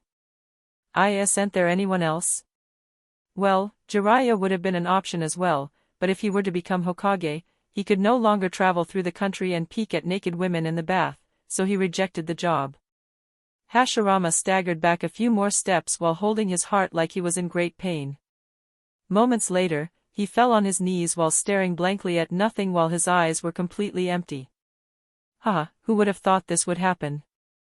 I founded Konoha and it will actually get destroyed under my granddaughter. Just how ironic is that? How could there be only two people that can take over the seat of Hokage in Konoha? And why are both of them like that? Well, I can't answer why these two are like that, but I know why there are no other qualified people inside Konoha. It is because Danzo killed them all for the greater good of Konoha. This time it was Tobirama's turn to stagger backward. After all, Danzo was one of his students. Why would Danzo do that? What do you mean by greater good? Well, I guess greater good is a little hard to understand, huh? Danzo thinks that only he can make Konoha great again, so he decided to kill all the other potential candidates for the seat of Hokage, resulting in the deaths of multiple S-rank shinobi that were fiercely loyal to Konoha, with some of them even aiming for the title of Hokage. Or in other words, he is completely delusional. Tobirama was looking at Yuna in disbelief, while Hashirama was constantly alternating his gaze between Tobirama and Yuna. Yuna, however, only shrugged her shoulders. I wish I could claim that I was lying to you, and trust me, I would if I did, and I would make fun of you for getting tricked, but I am not. This time, Tobirama fell on his knees, while mimicking how Hashirama acted previously. Seeing that Hashirama's and Tobirama's souls were rather close to dissipating, Yuna decided to stop here. Well, how about I free you from this seal now? I don't think there is any point in staying here. The two, however, only absent-mindedly nodded their heads, while still being deep in thought about the reason for Konoha's demise and what they did wrong for it to reach this point. They didn't even notice when they were unsealed, and neither did they notice when their souls got dragged back to the Pure Land. Well, Kurama. I assume the compensation was adequate? Bwahahaha. I will just interpret that as a yes. Chapter 156, Tsunade enters the Uzumaki compound. Yesterday, after finding and beating up Jiraiya, Tsunade didn't feel like actually spending the night inside the Senju compound. She couldn't help but think about all the family members she had lost over the years while staying there, so she wanted to spend as little time as possible there. Despite that, she and Shizen were currently on their way to the Senju compound. Tsunade herself didn't know why she suddenly decided to visit the compound, but she chalked it up to nostalgia. Over the years, she had sold huge parts of the Senju compound but wasn't too worried about that. It was very unlikely that someone had the guts to remodel or tear down the buildings of Konoha's most prominent founding clan. Even if one of the random merchants she sold one of the deeds to had the guts to do so, they would receive huge backlash if they tried to remodel the area they purchased from her. It might be possible to turn it into some kind of museum, but no one would be interested in seeing a normal, empty house even if it belonged to the Senju clan once. Or that was at least what Tsunade thought would be the case. She was standing in front of the Senju compound right now, and considering the color scheme of the whole compound has been changed and that there were new clan symbols all over the place, she was apparently wrong in her assumptions. Considering the new symbols that could be seen all over the walls, Tsunade didn't need to be a genius to figure out who was responsible for this. The newly re-established Uzumaki clan actually dared to remodel the Senju compound? Why haven't I heard anything about this? Seems like Sensei and Jiraiya need another beating. More importantly, shouldn't there be more backlash from the civilians? Why does no one seem to be bothered about the Uzumaki clan taking over the Senju compound? What is going on, Tsunade-sama? Tsunade awakened from her contemplation when she heard Shizen's voice. An annoyed scowl appeared on her face as she approached the entrance of the compound. I don't know, Shizen, but it is time to find out. When she got closer to the compound, the two people standing guard noticed her, and one of them started approaching. Tsunade prepared herself to send him into a wall in case he tried to stop her, but to her surprise, the person was smiling happily and even bowed towards her. Welcome. You must be Tsunade Senju-sama. Yuna-sama informed us that you would arrive here and that we should let you through. Please take this. The guard gave Tsunade a small white crystal tokade that had the Uzumaki symbol engraved into it. Tsunade took it instinctively and started inspecting the small token with some curiosity. She had a pretty decent grasp on seals, and although she could tell that there were some seals engraved into this token, she had no clue what it was supposed to do. Before Tsunade could ask about the meaning of this token, the guard had presented a second one to Shizen and started explaining its use. Just inject your chakra into these tokens and they will be bound to you. They allow you unhindered passage through the barrier surrounding the whole compound. Although Tsunade was a little skeptical about that, she nonetheless injected her chakra into the token, and moments later, the token shone for a moment and changed its color from white to black, while Shizen's became red. The color of the token indicates what places you can access. Black is the highest level and allows you to go almost everywhere in the compound, while red is just one level below that. Please notice that if you enter areas you are not allowed to enter, the compound's automatic defense system will activate to capture you. Tsunade nodded in understanding, despite not really understanding the situation at all. She has never heard about such a complex system before. A system like this could drastically reduce the number of guards needed to guard the properties of a clan. Huge clans especially needed a lot of guards to cover their whole property, so a system like this could be incredibly useful for them. Just what level of ceiling has the Uzumaki clan reached?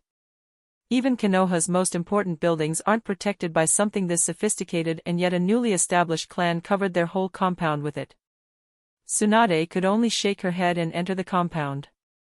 Although she still wasn't happy that the Uzumaki clan took over the compound, she could solve that problem later. For now, she got curious about what other outrageous things have been installed inside the compound. She was certain that Yuna was somehow involved in this, so she would just look for her after she finished exploring the compound. She really wondered how Yuna managed to get her hands on the Senju compound and why no one said anything about the Uzumaki clan taking over the Senju compound, but she was in no hurry to find out about that for now. Her instincts were telling her that there was something of interest for her somewhere inside the compound. While Tsunade was exploring the Uzumaki compound, Yuna was on her way to a certain monument that was placed near one of Konoha's training grounds. The memorial stone. Just like she had expected, Kakashi was standing in front of it. Yuna didn't conceal her approach, so Kakashi noticed her approaching him. "Can I do something for you, Yuna?" Yuna quickly scanned the memorial stone and moments later she found what she was looking for. "I see, so his name was Obito, huh? Well, Obio isn't that far away in my opinion. The first, second, and last letters of both names are identical. If you look at it like that, Obio could actually be considered correct, since all letters are correct." "I agree, Yuria." Yuna decided to ignore Kurama's quip and instead put a sealing tag on the ground, which would prevent anyone from listening in on her conversation with Kakashi. "RO. First of all, Kakashi, the information I am about to give you is not edited in any way and is the absolute truth. I am not trying to trick you with it nor am I trying to push some kind of agenda." Kakashi couldn't help but raise his eyebrow when he heard what Yuna just said. This might be the first time that he has seen Yuna being genuinely serious, so he couldn't help but feel that something bad is about to happen. "What is it you want to tell me?" The barrier surrounding the Uzumaki clan compound can pick up and differentiate between chakra signatures. As you might have expected, there are quite a few people that tried to probe the barrier surrounding our compound. Kakashi nodded his head in understanding. Considering the Uzumaki clans suddenly reappeared inside Konoha, it was only natural that a lot of people would be interested in it. Despite that, Kakashi wasn't really sure what he was supposed to do with that information. So far, Yuna hasn't told him anything that actually affects him, after all. One of these people used a Sharingan to probe the barrier of our compound, and his chakra signature was very similar to the one your Sharingan has. Just so you don't misunderstand me, I will clarify what I just said. The chakra signature of the person matched the one that your eye has. The moment Kakashi heard that, his whole body froze up. He didn't need to be a genius to understand what Yuna just implied. He glanced at Yuna and noticed that she was glaring at the memorial stone. Or rather, she was glaring at a certain name on the memorial stone. "Are you implying th?" "I am not implying anything. I only told you the information that I got from my guard commander. You can interpret it however you like. If you want, we can have a more in-depth discussion about this inside the Uzumaki compound, but I believe there are a lot of things you need to think about for now, so I will leave you alone." Yuna turned around and was about to leave when she stopped her movement. After thinking for a while, she shrugged her shoulders and added another sentence. "Apparently, the right side of his body gave off a different chakra signature. I was told that it felt very similar to the first Hokage's." Yuna noticed that Kakashi reacted to the right side of his body, but didn't say anything about it. She only knew that Obito supposedly died during the war and that he was Kakashi's teammate. She didn't know how he died, but it seems like whatever supposedly killed him had to do with the right side of his body. Yuna turned around again and this time left for real.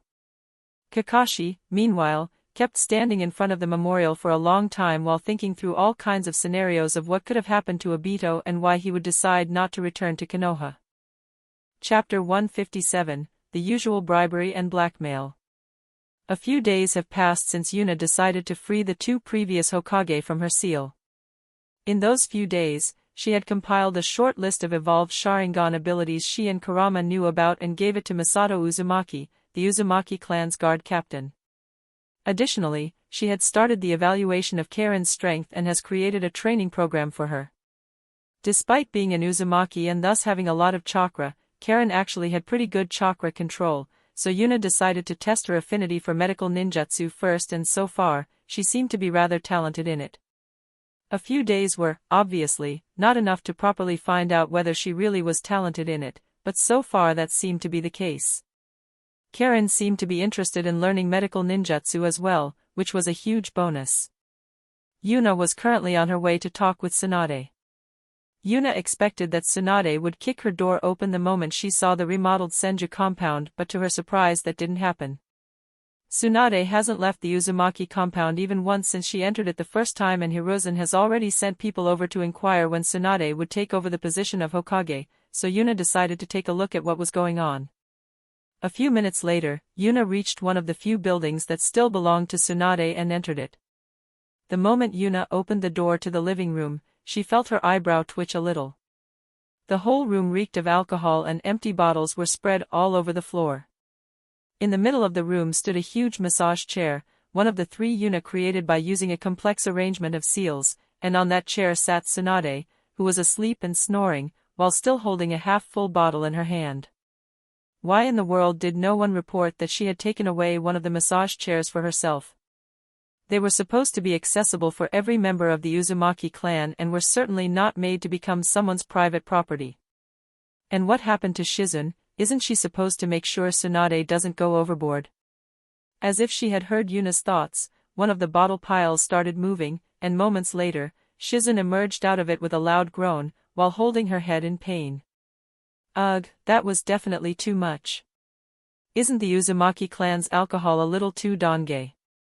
Shizun, however, froze up mid-speech when she noticed that someone else was in the room, who was looking at her with some amusement.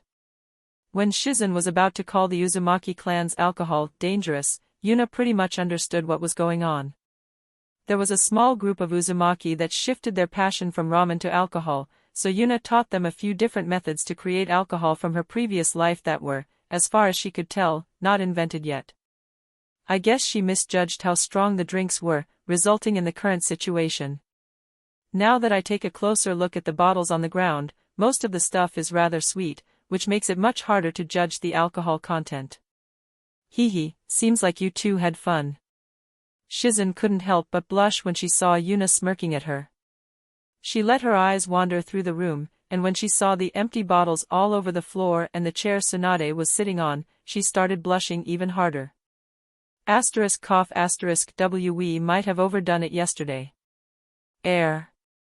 About that chair, we will naturally return it, haha. It seems like you are misunderstanding something, Shizun. You haven't overdone it just yesterday.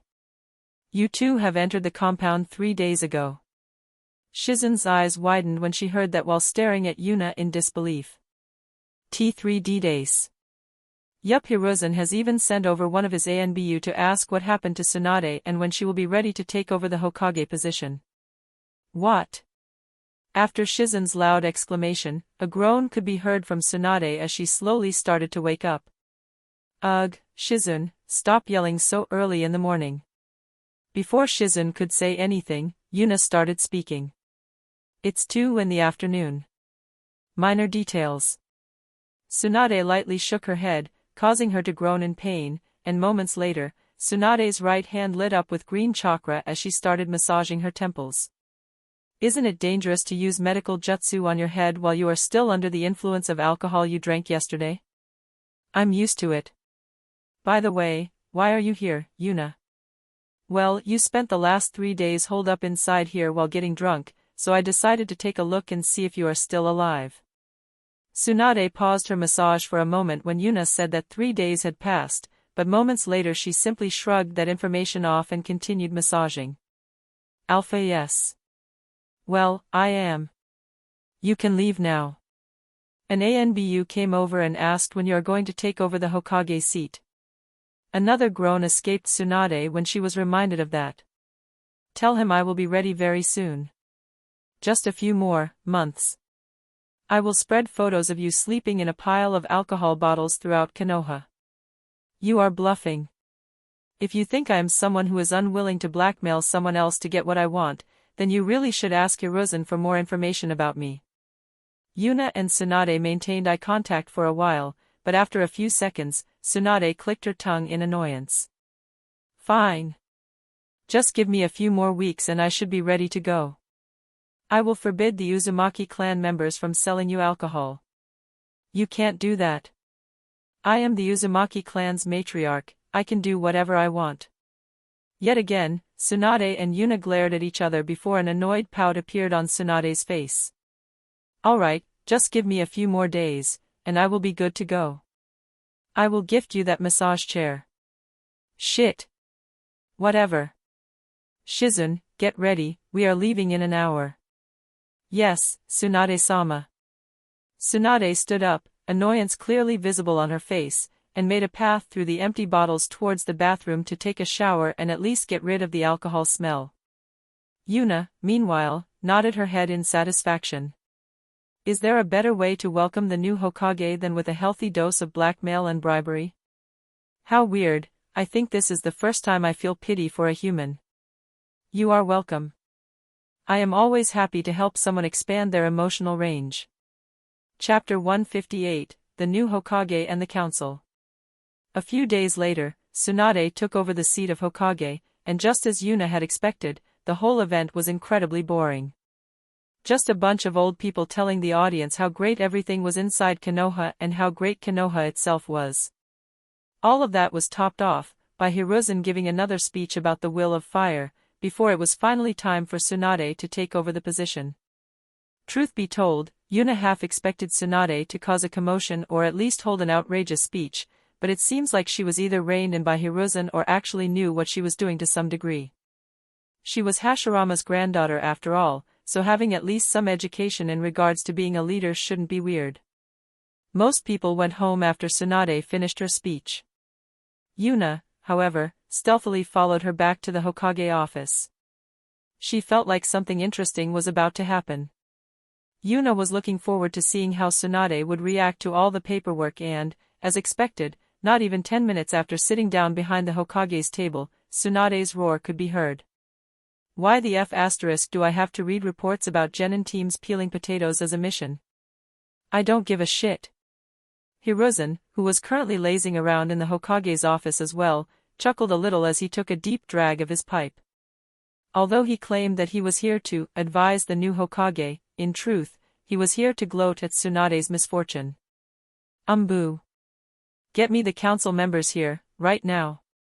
Hiruzen chuckled yet again. He already knew how this conversation would end. He had, after all, tried out the same approach a few times. Unfortunately, the members of Konoha's council were shameless beyond belief. There is a law in Konoha that requests and reports that were deemed to be of critical importance by the council can be handed over to the Hokage for processing. That might sound reasonable at first glance, but Konoha's council members were shameless enough to look Hiruzen straight into the eyes while proclaiming that a random D-rank mission report is of critical importance, while the other members would unanimously agree to that. Hiruzen did not doubt that the same would happen with Tsunade. Half an hour later, the council members left the Hokage office, and just as Hiruzen had expected, they shamelessly piled up all their work onto Tsunade, before leaving the office again. Truth be told, Hiruzen was a little surprised that Tsunade managed to hold herself back and not attack any of the council members directly. Hiruzen was just about to speak some calming words to Tsunade when a shiver of terror went through his body. The anger that was pouring out of Tsunade was gone within an instant and was instead replaced by coldness and indifference. Very good. If this is how they want to play, then they really can't blame me for what I am about to do. Without another word, she pushed the button under her desk that called for an ANBU, who opened the door moments later and kneeled in the middle of the room. Before the ANBU could say anything, Tsunade gave him a command. Invite Yuna Uzumaki to the Hokage's office without being noticed. I have a mission for her. Hiruzen couldn't help but look at Tsunade with disbelief on his face. He had told Tsunade a little bit about Yuna while the Hokage ceremony was being organized, but he still wasn't sure what Tsunade was planning. He couldn't help but get a bad feeling about whatever Tsunade was planning to do. That won't be necessary. I am already here. Without the slightest chakra fluctuation, Yuna appeared in the middle of the room, causing Tsunade and the ANBU to flinch while Hiruzen only chuckled a little. Tsunade got surprised just because Yuna appeared in the middle of the room. Huh? Seems like she has a long way to go before getting used to her new position if something like that can surprise her. Why are you here already, Yuna? Are you spying on the Hokage office? Well, obviously. Actually, I was hoping to see how you would turn one or more of the council members into blood mist, but you somehow managed to hold yourself back, which was kind of disappointing. Tsunade sighed in annoyance but decided not to say anything about Yuna blatantly admitting to spying on the Hokage's office. She had, after all, something important for her to do. After sending away the ANBU that was still looking at Yuna, while being unsure of what to make out of the current situation, Tsunade started speaking. As far as I have heard, you completely ignore any and all forms of decorum, seniority, and rank, while ruthlessly using blackmail and bribery to get what you want. Correct. Tsunade could feel her eyebrow twitch a little when Yuna casually admitted to Tsunade's claim but ignored it since this was exactly what she was looking for. In that case, I have a mission for you. An S-rank mission. I want you to gather blackmail material on all members of the council and give it to me. While Hiruzen paled when he heard that, Yuna thought about Tsunade's mission for a moment and then shook her head in denial. One S-rank mission isn't enough. You want me to gather specific information about multiple high-ranking individuals inside one of the 5 major hidden villages. Even if it is my own village, there is no way that is only worth one S-rank mission. Hiruzen paled even further when he heard that the problem wasn't that Yuna had to spy on high-ranking members of her own village nor that the mission was too difficult, but that she simply wanted more rewards. What else do you want? A crafty smile appeared on Yuna's face when she heard that question. If it was a few weeks ago, then there wouldn't be anything she wanted. Although there was still nothing she wanted for herself, the Uzumaki clan could use their own personal healer, and she found the perfect candidate for that role a short while ago. I want you to teach one of my Uzumaki clan members, Karen Uzumaki, medical jutsu. She has good chakra control, is reasonably talented from what I can tell, and has an interest in learning it. How about you teach her for 3 years? A frown appeared on Tsunade's face as she started thinking about Yuna's offer. Although it would take some of her time away to teach someone medical jutsu, considering how much time she would save by having the council members actually do their job, she would still come out positive at the end of the day. After thinking about it some more, a crafty smile appeared on her face. Fine, but this won't happen if you don't get some material on all the council members. There is no way I can teach someone while being flooded with paperwork. Haha, sure. See you soon. Without saying another word, Yuna turned around and left the room. Tsunade couldn't help but chuckle a little as soon as Yuna was out of the room.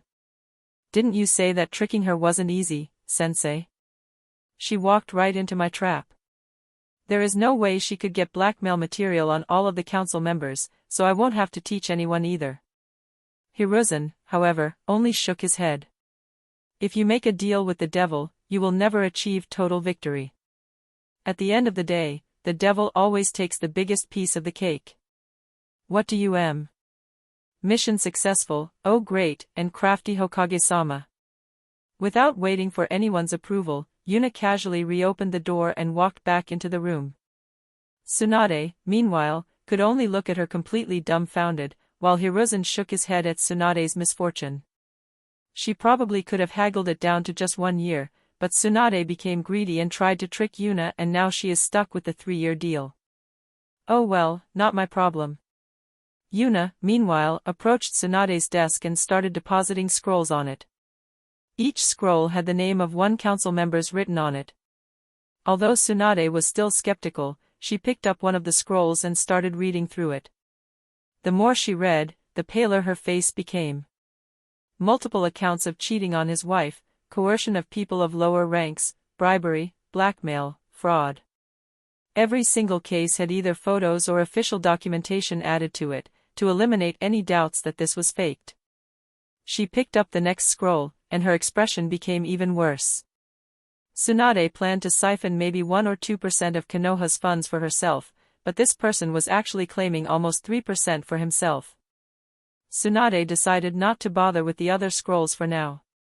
If she were to read more of this right now, she might actually die of anger. Although she wasn't a huge supporter of Konoha in general, it was still her grandfather's legacy. After seeing it being run into the ground by a bunch of greedy old men and women, how could she not get angry? Seems like it is time for a purge. But first, there are a lot of questions that Yuna needs to answer. She was clearly aiming for this, so let's see where she wants this to go. Chapter 159, Hiruzen's Realization. Tsunade couldn't help but glare at Yuna when she realized that Yuna had all that blackmail material prepared beforehand. No matter how she looked at it, she didn't believe that Yuna predicted her request. When did you prepare all these scrolls, Yuna? You were obviously carrying them with you and were prepared for my request. Yuna nodded her head and confirmed Tsunade's guess. Correct, I was carrying that stuff with me for a while now. As for the reason, Well, over the years I have collected some information about pretty much everyone I deemed important. There are a lot of things that can be simplified with a healthy dose of blackmail, after all. Tsunade looked at Yuna in disbelief due to her ridiculous statement, while Hiruzen couldn't help but shudder in fear. No matter how he looked at it, there was no way Yuna didn't carry a scroll with his name on it with her. Although he never did anything that could be considered illegal, who knows what kind of dark secrets Yuna managed to dig up about him. So, you are just casually carrying secret information about Konoha's council members with you wherever you go? That was actually what bothered Tsunade the most. If this was actually the case, it would mean that Yuna was carrying around a massive amount of secrets with her, that could deal serious damage to Konoha if they were to be revealed. I wouldn't really call it casually. I, obviously, have them sealed away. If there was someone that could get their hands on the information inside that seal, then I don't think there would be anything that could stop that person anyway. Besides that, aren't you misunderstanding something? I said, people I deemed important. I never said anything about only having information about Konoha's council in there. In fact, I didn't even specify that I only have information about Konoha's citizens. While Tsunade was dumbfounded about what Yuna just said, Hiruzen slipped into deep thoughts. Yuna might have somewhat broken him a little, but that didn't mean that he had become stupid. As someone with the moniker of the Professor, he was very adept at piecing together complex puzzles. A frown appeared on Hiruzen's face as he stood up and took one of the scrolls Yuna had just handed over to Tsunade. The more he read, the deeper his frown became. His instincts were telling him that he was overlooking something, but he wasn't sure what it was. After he finished reading through the first scroll, he picked up the next one and started reading that one as well. Tsunade, meanwhile, managed to wake up from her stupor. If you had all this information for such a long time, why do you only reveal it now? There is no way you did that just because you wanted to make me train someone in medical jutsu. Correct, again. The medical jutsu training was only something convenient that fit the situation well. Truth be told, if I hadn't found out about Karen's talent a few weeks ago, I would have been satisfied with just making the mission count as more than one S-rank mission. The real reason is that I think you would react more decisively than Hiruzen when dealing with these people. They have been polluting Konoha with their existence for long enough, and it is time to get rid of them. Hiruzen has grown too soft to do something like that. No offense, old man. Hiruzen, however, seemed to have not even heard Yuna. He was still reading scroll after scroll with utmost concentration. Tsunade, meanwhile, had a deep frown on her face. She didn't plan to become some great Hokage that leads the village to glory or something like that, but that didn't mean she would calmly spectate as Konoha is being destroyed from the inside. Now that she knew what was going on and knew about how the high-ranking people of Konoha are siphoning Konoha's resources for their own benefits, she had to do something about it. Especially when Yuna had already prepared everything for her. At this point, Tsunade had conveniently forgotten that she was planning to do the same on a smaller scale. Before Yuna and Tsunade could continue their conversation, Hiruzen slammed his hand on the table. Are you out of your mind, Yuna? Although Yuna knew what Hiruzen meant, she only smiled at him innocently while tilting her head to the side. Oh my, I wonder what you're talking about, old man? A shiver of terror went through his whole body when he saw Yuna's innocent smile. He wanted to yell at her, but he suppressed it and instead opted for just glaring at her as hard as he could while clenching his fist hard enough to draw blood. With grave O. This madwoman. Does she want the whole elemental nation to declare war against the Uzumaki clan? After reading through most of these scrolls, I finally found out what was bothering me. Every single one of the photos inside the scrolls is taken at an important location. Usually, inside the personal office of the corresponding person. Years ago, I might have assumed that someone with incredible stealth was responsible for taking these photos and not think about it too deeply, but after checking all the scrolls, I noticed that there would occasionally be photos with somewhat similar timestamps. Either, the people that were spying on these individuals were extremely lucky to always be in the right place when something illegal was happening, or they were under constant surveillance. Considering that Yuna claimed that she had information about more people, the second case should be very unlikely, but this is where the recent changes come in. What does someone do when he speaks about something he doesn't want someone else to know? Years ago, they would have simply positioned more guards, but nowadays, most people would simply activate their privacy seals. Where would they get these seals? Obviously, they would buy them from the Uzumaki clan, where they would only cost a fraction of what they had before the return of the Uzumaki clan. If it was someone else, I wouldn't believe for even a second that they had the guts to sell a privacy seal that had a monitoring mechanism built into it, but this is certainly something Yuna might do. No. What am I talking about? Might do? There is no way she wouldn't do it. If this information gets out, Konoha might be done for, but considering Yuna's ridiculously high level at sealing, that is very unlikely. In other words, the fewer people know about it the better. What is wrong, sensei? What did Yuna do this time? Hiruzen woke up from his thoughts when he heard Tsunade's voice and quickly came up with an excuse. The secret that the Uzumaki clan had spread spy seals over the whole elemental nation is a secret he will take to his grave. Sorry about that, Tsunade. I was just outraged that Yuna hasn't told me anything about these people. I mean, look at this one. He actually stole 3% of Konoha's income. How could someone be so shameless as to steal money from the village they grew up in? People like that are true trash and, in my opinion, they shoal. Yasiases, sensei.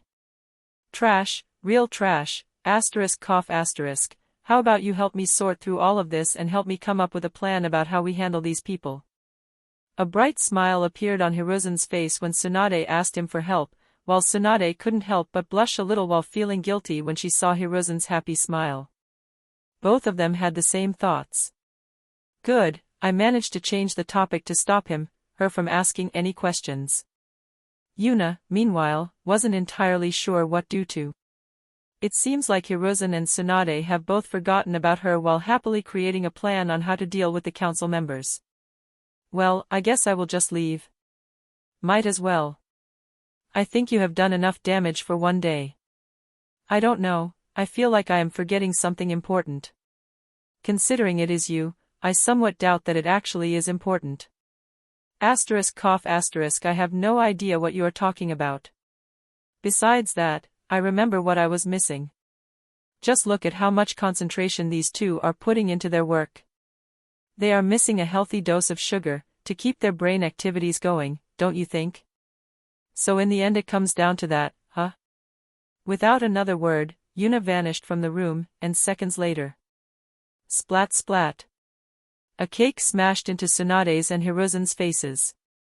At first, the room remained quiet, but moments later, Tsunade stood up with fury clearly visible in her eyes. That damn brat is asking for beating. While Tsunade seemed to be moments away from hunting down Yuna, Hiruzen casually swiped a finger through the cake in his face and gave it a lick. Walnuts? How unusual, but nonetheless pretty tasty. Chapter 160, Future Plans. After Yuna finished providing some sugar for the two people inside the Hokage office, she made her way back to the Uzumaki compound. Although it was getting rather late, she was in no hurry to get home, so she was only leisurely strolling through Konoha streets while thinking about what she had achieved today. That went rather well. Although I don't really consider the council members my enemies, it is still good that I managed to get rid of them. Well, I guess I haven't gotten rid of them just yet, but it is just a question of time, now. Considering how much material I gave to Tsunade, I hope she gets rid of them as fast as possible. It is just a matter of time before these parasites try something against the Uzumaki clan, and I would prefer to get rid of them before that happens. Well, it is not like they could do anything worthwhile against the Uzumaki clan, but I would rather get rid of them before they even get the chance to try. The next annoyance I should get rid of is definitely Danzo. At this point in time, it is pretty much impossible for him to do anything against me inside Konoha, and I think he should be pretty close to his breaking point by now. A few more weeks, maybe a month, and he should slip up. Actually, if I were to get my hands on him in the next few days, Tsunade could use that as the perfect starting point for cleaning up the council. It is a pity that Danzo never bought any of the Uzumaki clan products due to his mistrust. I mean, how paranoid does someone have to be to not buy a clan's products, just because he is enemies with one of its members? It is not like the Uzumaki clan would scam him just because he is my enemy. Well, you kind of put spying seals in the privacy seals, so isn't his mistrust rather on point? What are you talking about, Kurama? How could that be considered him being scammed?